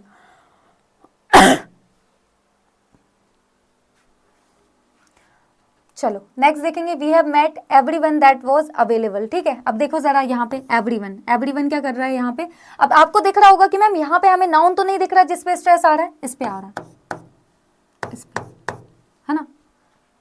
Okay, याद रखना नाउन और प्रोनाउन को डिफाइन करने के लिए हम एडजेक्टिवल क्लॉज लिखते हैं, तो इस प्रोनाउन पे आ रहा है, ये वाले प्रोनाउन पे। अब जरूरी थोड़ी ना है कि यहाँ पे ही जो नाउन लिखा रहेगा उसी के लिए हम एडजेक्टिवल क्लॉज लिखते हैं, सिंपल सी बात है।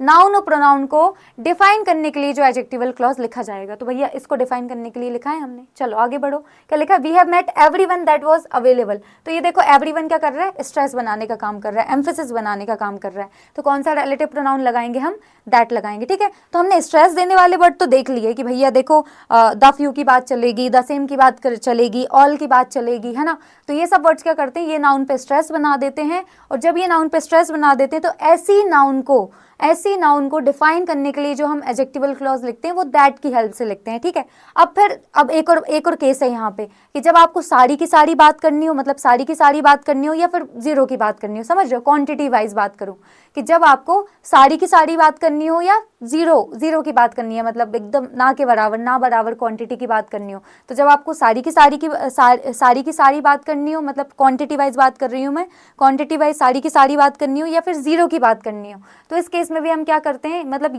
ये भी एक केस है जो मतलब एम्फेसिस बताने का काम करता है। जब सारी क्वांटिटी की बात हो या जीरो क्वांटिटी की बात हो तो तब भी हम क्या करते हैं, मतलब ये भी एम्फेसिस का ही केस है कि ये भी एम्फेसिस बनाने का ही काम करते हैं नाउन पे, और जब नाउन के साथ ये वर्ड्स आते हैं तो उसको डिफाइन करने के लिए हम जो एडजेक्टिवल क्लॉज लिखते हैं वो दैट की हेल्प से लिखते हैं। तो यहाँ पे देखो, तो एवरीवन मतलब सबकी सब बात करी, क्वांटिटी वाइज अगर मैं बात करूँ तो सबकी सबकी बात चल रही है।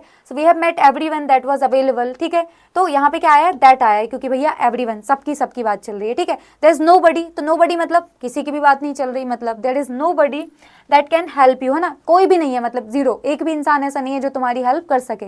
तो जब सारे की सारे लोगों की बात चल रही हो या फिर किसी की भी ना बात चल रही हो, है ना, तो ये सब क्या कर रहे हैं, मतलब पूरी होल क्वांटिटी के बारे में बात कर रहे हैं, मतलब सभी अवेलेबल हैं या कोई भी अवेलेबल नहीं है। तो ये भी एक एम्फेसिस डालने का काम करते हैं, ये सारे वर्ड्स जो रहते हैं वो भी एम्फेसिस डालने का काम करते हैं हमारी नाउन पे। और फिर इनको डिफाइन करने के लिए जो एडजेक्टिवल क्लॉज लिखा जाएगा वो भी दैट लिखा जाएगा। तो everyone, nobody, I need both the voice that can solve all the question. तो देखो बोथ आ रहा है, I need both the boys that, तो इनके लिए हमने ये क्लॉज लिखा, I need both the boys that can solve these questions या प्रॉब्लम्स वॉट एवर, है ना, तो जो उसको सॉल्व कर सकते हैं। तो मुझे दोनों लड़कों की ज़रूरत है।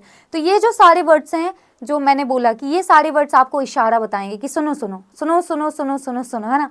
तो ये जो सारे वर्ड्स हैं ये क्या करेंगे, ये आपको इशारा देंगे। क्या इशारा देंगे कि हम यहाँ पे नाउन पे एम्फेसिस डालने के लिए आए हैं, हम यहाँ पे नाउन पे स्ट्रेस डालने के लिए आए हैं।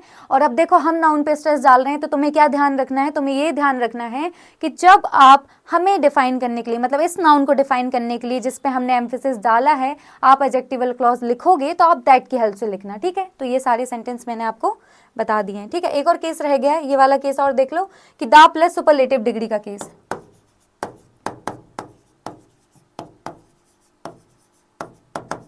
है ना। तो ये भी स्पेशल केस हो जाता है। मैं बोलूँ he is the tallest boy, है ना, तो सिंपल सी बात है, ये भी बोल सकते थे he is the tall boy, है ना, इस तरीके से, भैया लंबा है, अच्छा लड़का है ना, हाइट अच्छी है उसकी। लेकिन आप क्या बोल रहे हो, he is the tallest boy, मतलब कुछ लोगों में से बता रहे होगे ना, 4-5 या क्लास में से बता रहे होगे कि पूरी क्लास में टॉलेस्ट लड़का है, ठीक है। तो ये स्पेशल केस की आप एम्फेसिस डाल रहे हो, नाउन पे क्या डाल रहे हो, एम्फेसिस डाल रहे हो। तो द प्लस सुपरलेटिव डिग्री का जो केस रहता है ना, वो भी एम्फेसिस के लिए यूज होता है। द प्लस सुपरलेटिव डिग्री का जो केस रहता है वो भी एम्फेसिस बताने के लिए यूज करते हैं। तो जहाँ पे आपको द प्लस सुपरलेटिव डिग्री का केस दिख जाए तो समझ जाना कि नाउन पे एम्फेसिस है। जहाँ पे भी द प्लस सुपरलेटिव डिग्री और साथ में नाउन दिख जाए तो ये क्या करेंगे, इस नाउन पे एम्फेसिस डालने का काम कर देंगे, है ना। और जब ये इस पे एम्फेसिस डालने का काम कर देंगे तो जो रिलेटिव प्रोनाउन हम इसके साथ यूज करेंगे वो कौन सा यूज करेंगे, दैट यूज करेंगे। इट्स वेरी सिंपल, ठीक है। तो is the tallest boy, he is the smartest girl, ठीक है। तो सिंपल सी बात है, द प्लस अगर सुपरलेटिव का केस अगर आपको दिख रहा है तो उसके साथ आपको कौन सा रिलेटिव प्रोनाउन यूज करना है, दैट यूज करना है, ठीक है। तो इस तरीके से हमने देख लिया कि भैया ये जो सारे वर्ड्स हैं ये क्या करते हैं, ये नाउन पे एम्फेसिस डालने का काम करते हैं। ये जो सारे वर्ड्स हैं ना, इनके हमने एग्जांपल्स देख लिए। तो ये सारे वर्ड क्या करते हैं, ये हमारी नाउन पे एम्फेसिस डालने का काम करते हैं, स्ट्रेस डालने का काम करते हैं। और इनके साथ, है ना, ये सारे वर्ड्स हमारी नाउन पे स्ट्रेस या एम्फेसिस डालने का काम करते हैं। और फिर इनके साथ जो नाउन आएगी, है ना, जिस पे ये एम्फेसिस डाल रहे हैं, उस नाउन को डिफाइन करने के लिए हम जो एडजेक्टिवल क्लॉज लिखेंगे वो किससे स्टार्ट होगा, दैट से स्टार्ट होगा, ठीक है। तो ये हमने ये केस देख लिया। अब मुझे पता है कि हाँ मैम, तब भी हमें थोड़ा कन्फ्यूजन तो है, थोड़ा कन्फ्यूजन तो है, केस तो अभी भी थोड़ा अच्छे से क्लियर नहीं हुआ है, ठीक है। तो पहले हम क्या कर लेते हैं, कुछ क्वेश्चंस यहाँ पे सॉल्व कर लेते हैं, उसके बाद वो वाला केस भी मैं आपको क्लियर कर दूंगी, ठीक है। दैट वाला केस भी मैं आपको अच्छे से क्लियर कर दूंगी। पहले ये कुछ क्वेश्चंस हम सॉल्व कर लेते हैं। अभी हमने बहुत सारा डिस्कस कर लिया, अब कुछ क्वेश्चन सॉल्व करते हैं और फिर मैं आपको बहुत अच्छे से हु आएगा, हुम आएगा या दैट आएगा, विच आएगा या दैट आएगा, ये वाला केस भी अच्छे से डिस्कस कर दूंगी, ठीक है। चलो, और यहाँ पे कुछ क्वेश्चन सॉल्व कर लेते हैं। क्या आया, इज द स्मार्टेस्ट मैन हुम आई हैव एवर मेट।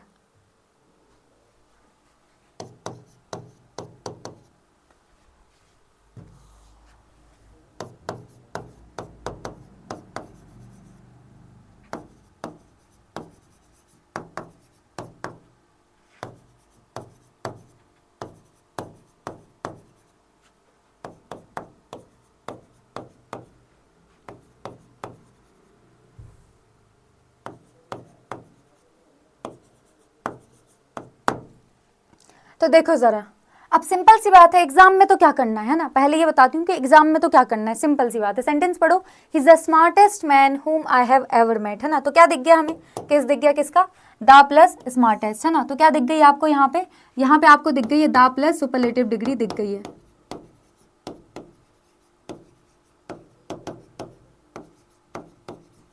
अच्छा, डिग्री का केस क्लियर है कि नहीं, ये भी देख लो। ठीक है, डिग्री का केस और देख लो, है ना। जैसे मैं बात करूं कि डिग्री की जरूरत क्यों पड़ी, है ना, तो सिंपल सी बात है, ये क्या होते हैं, एडजेक्टिव ही होते हैं, है ना, एडजेक्टिव ही होते हैं, है ना, एडजेक्टिव ही होते हैं। तो फिर क्या है मैम, आखिर ये क्या है, आखिर 2-3 फॉर्म की जरूरत क्यों पड़ी, है ना। तो मैं आपको बताती हूँ कि आपका एडजेक्टिव क्या करता है, आपका एडजेक्टिव क्या करता है, नाउन को क्वालिफाई करता है।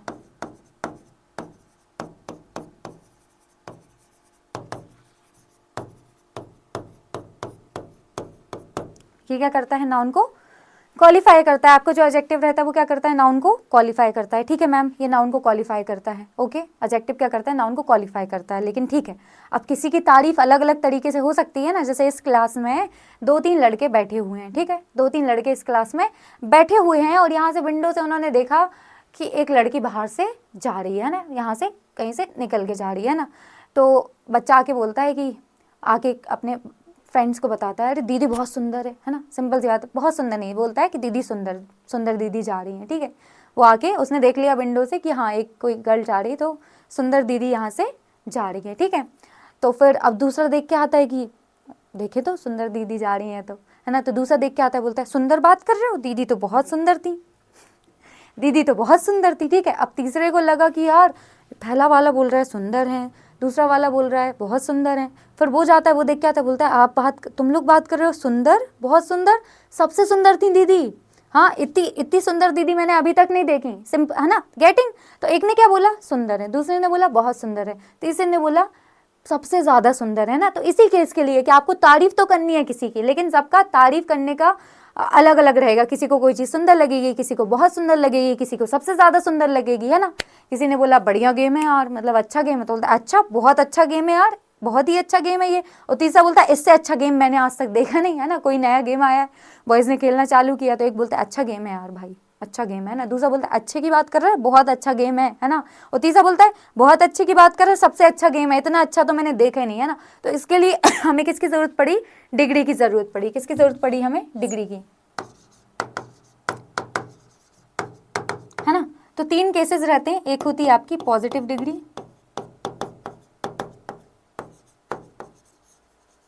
एक होती कंपैरेटिव, और एक होती है सुपरलेटिव, है ना। और याद रखना, है ना, अच्छा गेम है, बहुत अच्छा गेम है, सबसे अच्छा गेम है। ठीक है, चलो, तो पॉजिटिव डिग्री तो जैसे हो गया, एग्जाम्पल लिख देती हूँ,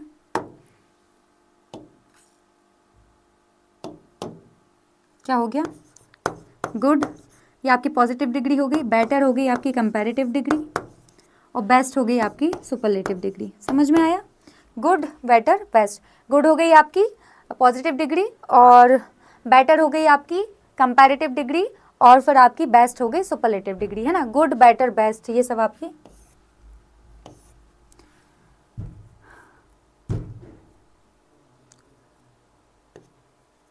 टॉल, टॉलर, टॉलेस्ट, है ना। और भी एग्जाम्पल हो जाएंगे, beautiful, more beautiful, most beautiful, ये भी सेम आ जाएगा।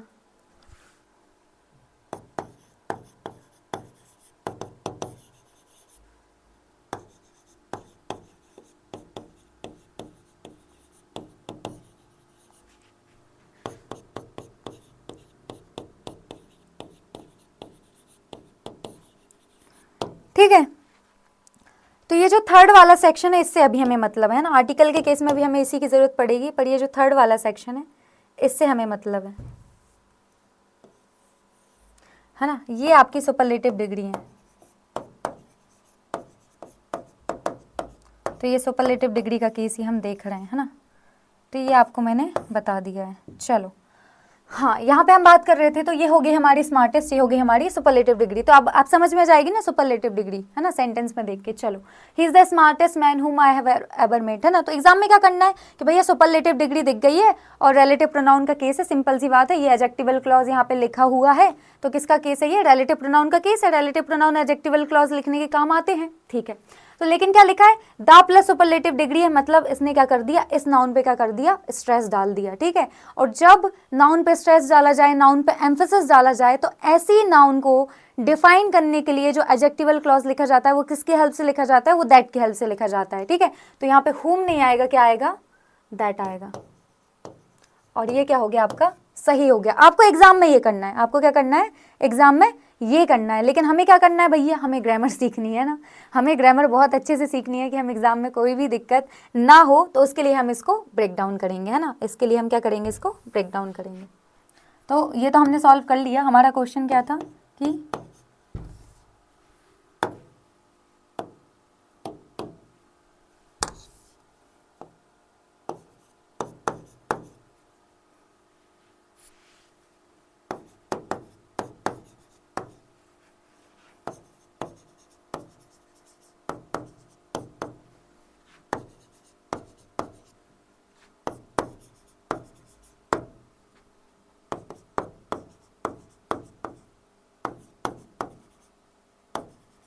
हम इसको ब्रेक डाउन करेंगे, ठीक है।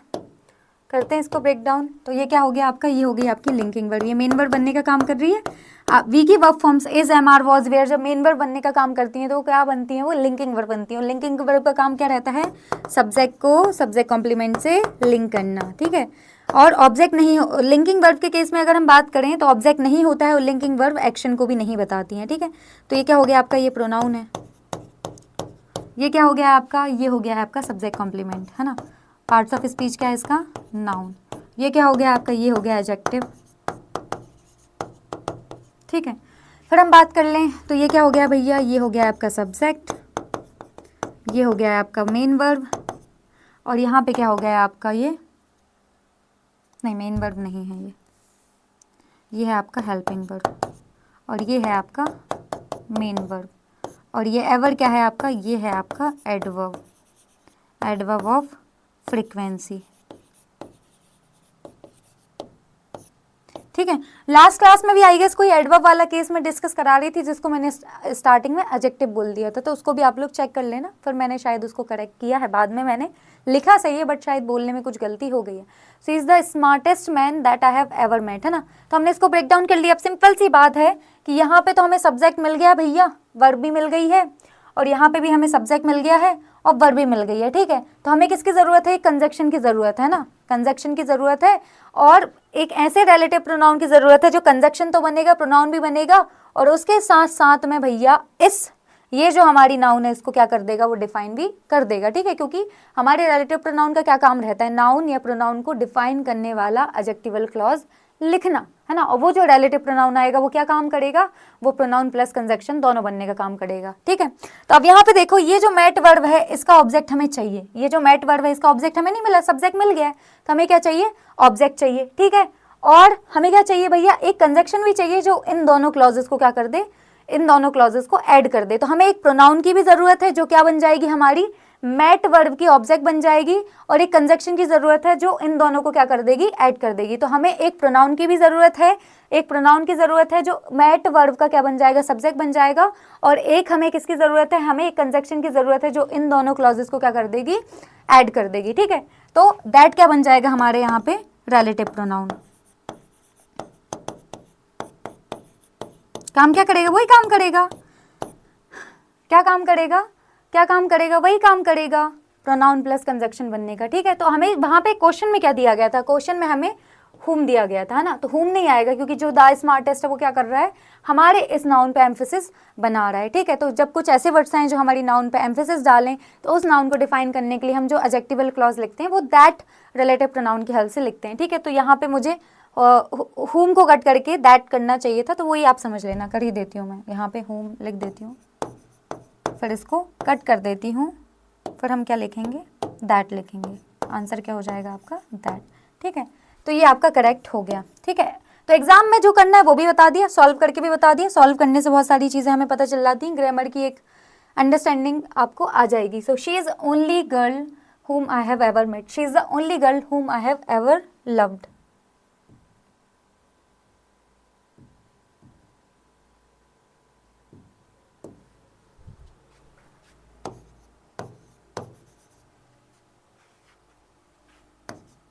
She is the only girl whom I have ever loved, है ना भैया। वो एकमात्र एक लौती लड़की है ना जिससे मैंने प्रेम किया, है ना।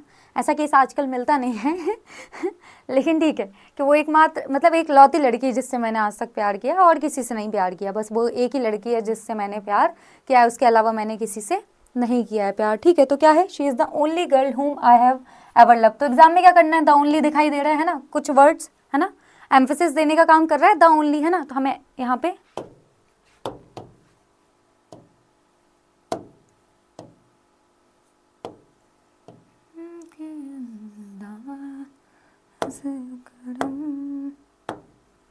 शी इज़ द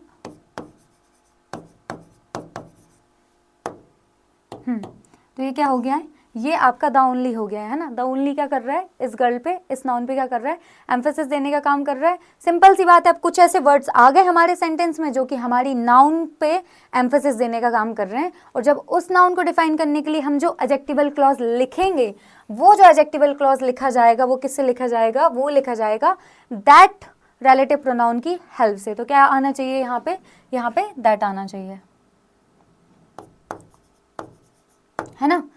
तो ये आपका आंसर हो जाएगा। होम की जगह आप क्या लिख दोगे, दैट लिख दोगे, और काम कहानी खत्म हो जाएगी। पर हम इसको क्या करेंगे, पूरा सॉल्व करेंगे, क्योंकि हमें तो सीखना है, सीखने के लिए हम इतना प्रयत्न कर रहे हैं यहाँ पे। ठीक है, तो चलो इसको ब्रेक डाउन करते हैं। She is the only girl whom I have ever, है ना। तो वो एक लौती लड़की है भैया जिससे मैंने अभी तक प्यार किया है, मतलब उसके अलावा किसी से प्यार हुआ ही नहीं, है ना। बोलते कैसे होता, आपके जैसा कोई मिला ही नहीं, है ना। मेरी नज़रें जहाँ तक जाती हैं उसके आगे मैंने देखा ही नहीं। ठीक है, चलो, तो she is the only girl whom I have ever loved, है ना। तो ये क्या हो जाएगा अपना भैया, ये आपकी लिंकिंग वर्ब हो गई, ये आपका सब्जेक्ट हो गया, पार्ट्स ऑफ स्पीच इसका प्रोनाउन हो गया। एग्जाम में इतनी खिचड़ी नहीं पकाओगे आप, एग्जाम में तो हम प्रैक्टिस करके इतना आ जाएगा कि बस आपको ये देखना है, अच्छा ये आया, ये आना चाहिए, बात खत्म। लेकिन अभी एग्जाम नहीं है, अभी हम प्रैक्टिस कर रहे हैं। तो फिर भैया अभी हम, यह हो गया आपका subject complement, parts of speech है इसका नाउन, ओनली क्या हो गया भैया, ओनली हो गया आपका एडजेक्टिव, है ना। कौन सा एडजेक्टिव है, क्वांटिटेटिव एडजेक्टिव है, क्वांटिटेटिव एडजेक्टिव है। ठीक है, फिर क्या हो गया भैया, आई हो गया आपका सब्जेक्ट, पार्ट्स ऑफ स्पीच हो गया प्रोनाउन, देन हैव हो गया आपका हेल्पिंग वर्ब, लव्ड हो गया आपका मेन वर्ब, और एवर हो गए आपके एडवर्ब। अब देखो बहुत सारी चीज़ें, है ना, जिन बच्चों ने ये क्लास पहली बार अटेंड की होगी उनको बहुत सारी चीज़ें से ऊपर से भाग रही होंगी, मुझे पता है ना। तो बहुत सारी क्लासेस इसके पहले 10-12 क्लासेस में ले चुकी हो ना। तो मैं बोलूँगी अगर आपको सच में अच्छे से सीखनी है तो प्लीज़ स्टार्टिंग से देखिए, है ना। ये लैंग्वेज है, ये मैथमेटिक्स नहीं है कि अलजबरा चल रहा है भैया तो उसका कोई भी रिलेशन टिग्नोमेट्री से नहीं है ना। तो वो वाली कहानी है। ओके, यहाँ पे आपको ABCD से ही सीखना पड़ेगा। चलो, ये हो गया। अब यहाँ पे सिंपल सी बात है कि हमें क्या चाहिए भैया, इस गर्ल को डिफाइन करना है। ये हमारी नाउन है, इसको डिफाइन करने के लिए हमें एक एडजेक्टिवल क्लॉज लिखना है। पर इस नाउन पे द ओनली ने क्या कर दिया, स्ट्रेस डाल दिया, है ना। द ओनली ने क्या कर दिया, आके स्ट्रेस डाल दिया। अब स्ट्रेस डाल दिया हमारी नाउन पे, तो अब इस नाउन को डिफाइन करने के लिए हम जो भी एडजेक्टिवल क्लॉज लिखेंगे वो किससे लिखेंगे, दैट से लिखेंगे। तो यहाँ पे क्या आ जाएगा, दैट आ जाएगा। अब दैट आ जाएगा तो दैट क्या काम करेगा भैया, दैट दोनों काम करेगा, प्रोनाउन का भी काम करेगा और कंजक्शन का भी काम करेगा, है ना। एक ही बात को मैं ना 10 बार बोलती हूँ, बच्चों को ऐसा याद हो जाए ना कि कल वो भी पढ़ा दें किसी को कि देखो ऐसा होता है। अब यहाँ पे देखो कि दैट क्या कर रहा है, यहाँ पे देखो, यहाँ पे आपको सब्जेक्ट मिल गया है, यहाँ पे हेल्पिंग वर्ब है, मेन वर्ब है, इसका ऑब्जेक्ट नहीं मिला है ना, इसका ऑब्जेक्ट नहीं मिला है। तो हमें इसका क्या चाहिए, ऑब्जेक्ट चाहिए। ठीक है, तो हमें इसका ऑब्जेक्ट चाहिए और हमें यहाँ पे एक कंजक्शन चाहिए जो दोनों क्लॉजेस को क्या कर दे, जोड़ दे। सब्जेक्ट प्लस वर्ब का, सब्जेक्ट देखो, सब्जेक्ट धोखा दे देता है ये बोर्ड, क्या है यार ये लिंकिंग वर्ब, ये प्रोनाउन। तो सब्जेक्ट प्लस वर्ब का एक जोड़ा यहाँ पे दिख रहा है और सब्जेक्ट प्लस वर्ब का एक जोड़ा यहाँ पे दिख रहा है। तो दो क्लॉजेस हमें दिख रहे हैं, तो दोनों क्लॉजेस को जोड़ने के लिए हमें एक कंजक्शन भी चाहिए और इस वाले क्लॉज का ऑब्जेक्ट भी चाहिए, है ना। इस वाले क्लॉज का हमें ऑब्जेक्ट भी चाहिए।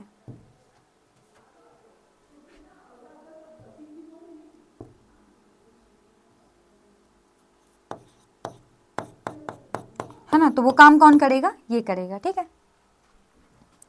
चलो एक और चीज़ देख लो। देखो ये वाला केस, ठीक है। तो अभी तक हमने क्या देख लिया था, बात सुनना ज़रा मेरी। अभी तक हमने क्या देख लिया था, तो हमने ये देख लिया था उनके हाँ, अभी तक हमने क्या केस देख लिया था कि जब भी हम ह्यूमन बींग्स की बात करेंगे, है ना, नॉर्मल केस की बात कर रही हूँ, एम्फेसिस जब नाउन पे एम्फेसिस चल रहा है, जब नाउन पे स्ट्रेस चल रहा है, तब वाली बात नहीं करी, नॉर्मल वाली बात कर रही हूँ कि क्या, कि जब हम ह्यूमन बींग्स की बात करते हैं तब कौन सा रिलेटिव प्रोनाउन लगाते हैं हम, हु और हुम लगाते हैं, जिसमें हु हमारा सब्जेक्ट बनता है और हुम हमारा ऑब्जेक्ट बनता है, ठीक है। और हम जब एनिमल्स की बात करते हैं और नॉन लिविंग थिंग्स की बात करते हैं,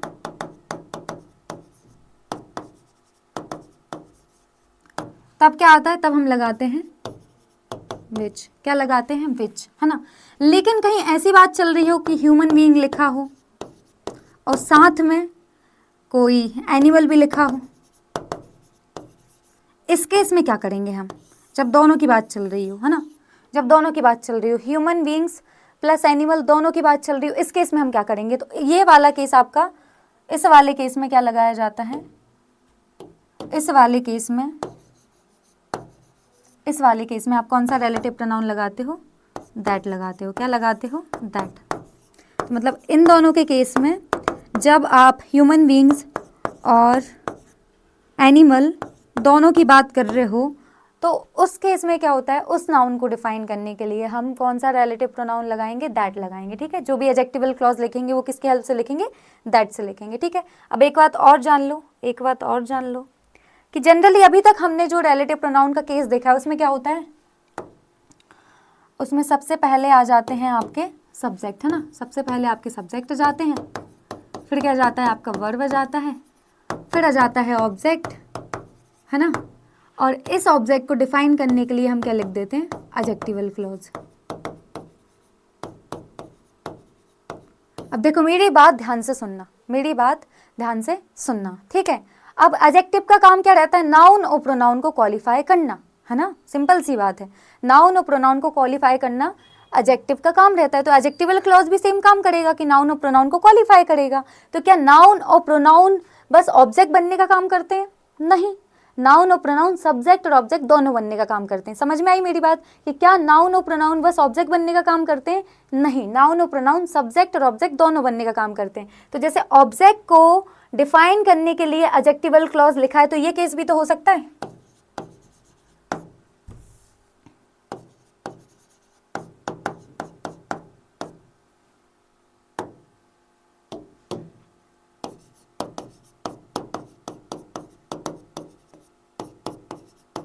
ये केस भी हो सकता है कि हम सब्जेक्ट को डिफाइन करने के लिए एडजेक्टिवल क्लॉज लिख दें, है ना। ऑब्जेक्ट को डिफाइन करने के लिए एडजेक्टिवल क्लॉज लिखा जा रहा है, तो हम सब्जेक्ट को भी डिफाइन करने के लिए एडजेक्टिवल क्लॉज लिख दें, ये केस भी तो हो सकता है ना। ओके, तो फिर ऐसा हो जाएगा स्ट्रक्चर, फिर वर्ब आ जाएगी, फिर ऑब्जेक्ट आ जाएगा, है ना। अभी तक हमने ये वाला केस देखा है ना, जितना भी, जैसे मैं एग्जाम्पल से बताती हूँ, देखो सर यहाँ पे देख लो, है ना, ये देख लो, शी इज द गर्ल, फिर ये जो अपना ऑब्जेक्ट आया है, इस ऑब्जेक्ट को डिफाइन करने के लिए हमने एडजेक्टिवल क्लॉज लिखा है ना। ये वाला एग्जाम्पल देख लो, ये वाला example, he is the smartest man, तो ये जो ऑब्जेक्ट बना है, इस ऑब्जेक्ट को डिफाइन करने के लिए हमने एडजेक्टिवल क्लॉज लिखा है। तो मैं ये बता रही हूँ कि क्या ऐसा कुछ है कि बस हमारे नाउन और जो प्रोनाउन है वो मतलब जो नाउन और प्रोनाउन है वो बस ऑब्जेक्ट बनने का काम करते हैं, नहीं। तो एडजेक्टिव क्या करता है, नाउन और प्रोनाउन को क्वालिफाई करता है ना। तो ऐसा कुछ है कि नाउन और प्रोनाउन बस ऑब्जेक्ट बनने का काम करते हैं, नहीं, सब्जेक्ट बनने का भी काम करते हैं। तो जब नाउन और प्रोनाउन सब्जेक्ट बनने का काम करते हैं, तो उन्हीं नाउन और प्रोनाउन को क्वालिफाई करने के लिए जो एडजेक्टिव क्लॉज है वो सब्जेक्ट के लिए भी लिखा जा सकता है, लिखा है ना। तो वही वाला केस है कि ऐसा भी हमें एडजेक्टिवल क्लॉज मिल सकता है, ठीक है, सब्जेक्ट को डिफाइन करने वाला। चलो अब यही वाला केस हम डिस्कस करेंगे, ये वाला case, the boy and his dog who were crossing the road were hit via truck.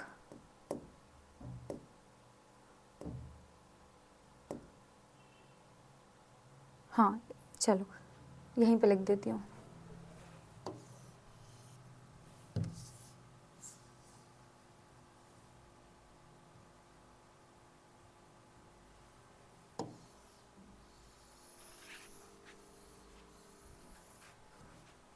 ठीक है, चलो तो यहाँ पे नहीं यार, दूसरे में ये लिखना पड़ेगा, स्पेस कम पड़ जाएगा।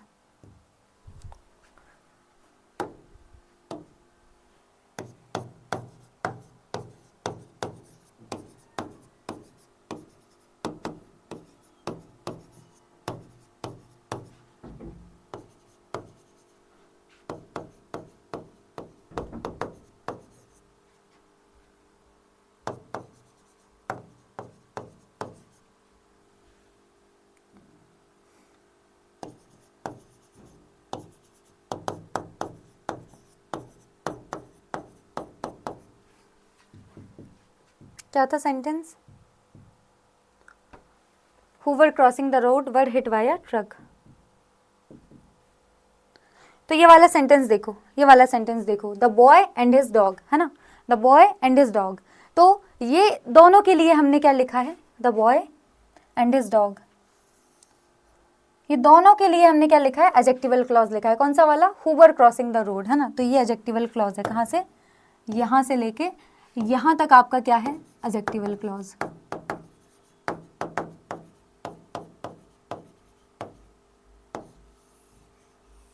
है ना, यहाँ से यहाँ तक क्या है आपका? एडजेक्टिवल क्लॉज, है ना। और ये क्या बन गया आपका? बॉय, ये बन गया सब्जेक्ट, एंड हिज डॉग ये भी बन गया आपका सब्जेक्ट। ये दोनों ही क्या है? सब्जेक्ट। कौन से कंजक्शन से? एंड कंजक्शन से जुड़े हुए हैं, ठीक है। तो दोनों एंड कंजक्शन से जुड़े हुए हैं, दोनों सब्जेक्ट है। ये नाउन है आपका और ये भी आपका नाउन है। और हिज क्या हो जाएगा आपका? हिज हो जाएगा आपका पजेसिव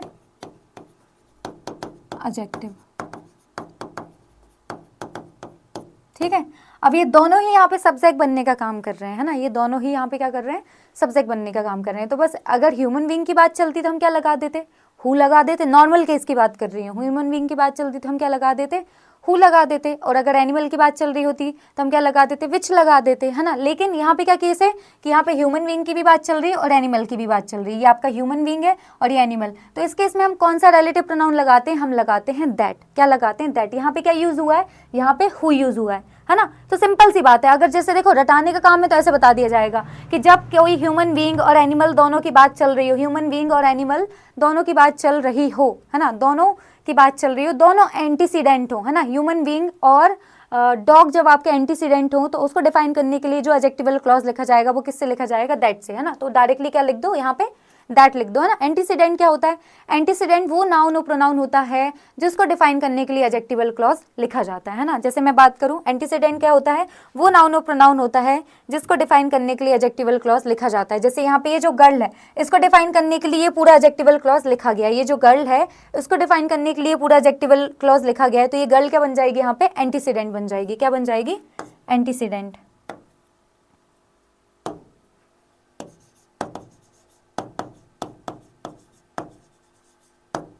है ना।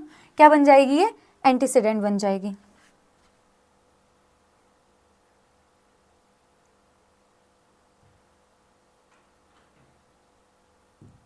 ये वाला सेंटेंस देखो, he is the smartest man. तो इस मैन को डिफाइन करने के लिए पूरा एडजेक्टिवल क्लॉज लिखा गया है। तो ये जो नाउन है ना, सिंपल सी बात है, इस नाउन को डिफाइन करने के लिए एडजेक्टिवल क्लॉज लिखा है। तो ये क्या बन जाएगा हमारा? ये बन जाएगा एंटीसीडेंट, है ना। तो एंटीसीडेंट क्या होता है? जिस नाउन या प्रोनाउन को डिफाइन करने के लिए, क्या बोला मैंने, कि जिस नाउन या प्रोनाउन को डिफाइन करने के लिए आप एडजेक्टिवल क्लॉज लिखते हैं उस नाउन या प्रोनाउन को एंटीसीडेंट बोलते हैं, ठीक है।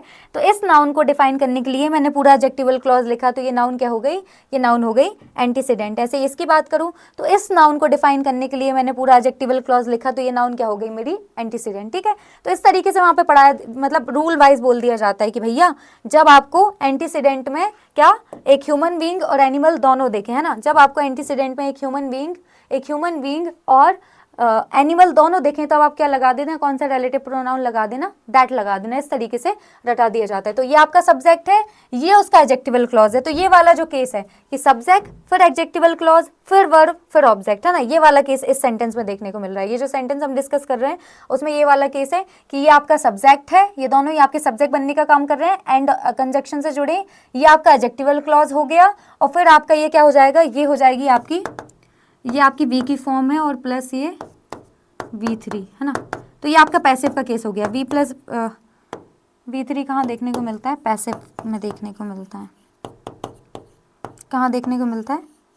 पैसिव में देखने को मिलता है। V प्लस V3 कहाँ देखने को मिलता है? पैसिव में देखने को मिलता है। सिंपल सी बात है, पैसिव में क्या होता है, ऑब्जेक्ट पे फोकस रहता है ना, ऑब्जेक्ट पे फोकस रहता है, इसलिए उसको क्या बना दिया जाता है, उसको आगे रख दिया जाता है ना। जिस चीज़ पे फोकस, जैसे सिंपल सी बात करूँ कि एक्टिव के केस में एक्टिव सेंटेंसेस जो बनाते हैं उसमें क्या सब्जेक्ट आगे क्यों लिखा जाता है, क्योंकि उस पर फोकस रहता है। अब हमें किस पे फोकस डालना है, ऑब्जेक्ट पे फोकस डालना है, तो उसको आगे रख दो, है ना, उसको आगे रख दो, है ना। और ये रहता है पैसिव के केस में कि पैसिव सेंटेंसेस में जनरली आपको ऑब्जेक्ट देखने को नहीं मिलते, है ना।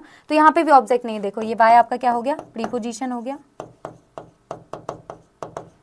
और ये क्या हो गया आपका प्रीपोजिशन का ऑब्जेक्ट, और ये नाउन, है ना।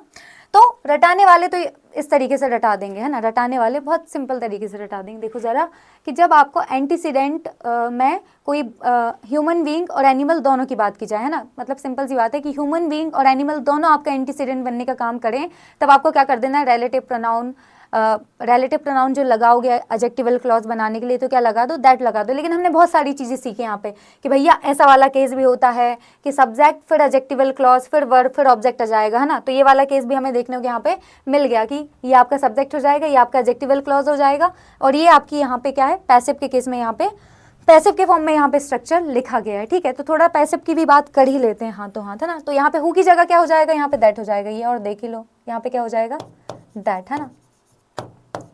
ओके क्या हो जाएगा, दैट, क्योंकि देखो ह्यूमन बींग्स के केस में क्या लगाते हैं हम, हु और हुम लगाते हैं जनरल केस में, है ना। और एनिमल और नॉन लिविंग थिंग्स के केस में क्या लगाते हैं, विच लगाते हैं। लेकिन यहाँ पे तो दोनों की बात चल रही है, ह्यूमन बींग की भी बात चल रही है, एनिमल की भी बात चल रही है, तो हम कंफ्यूज क्या लगाएं, हमें नहीं पता क्या लगाएंगे, तो क्या लगाएंगे, दैट लगाएंगे, ठीक है। क्योंकि दोनों की बात अब दोनों के केस में अलग अलग रहता है ना। लेकिन अब यहाँ पे दोनों साथ में है तो हम क्या लगा देंगे, दैट लगा देंगे, ठीक है।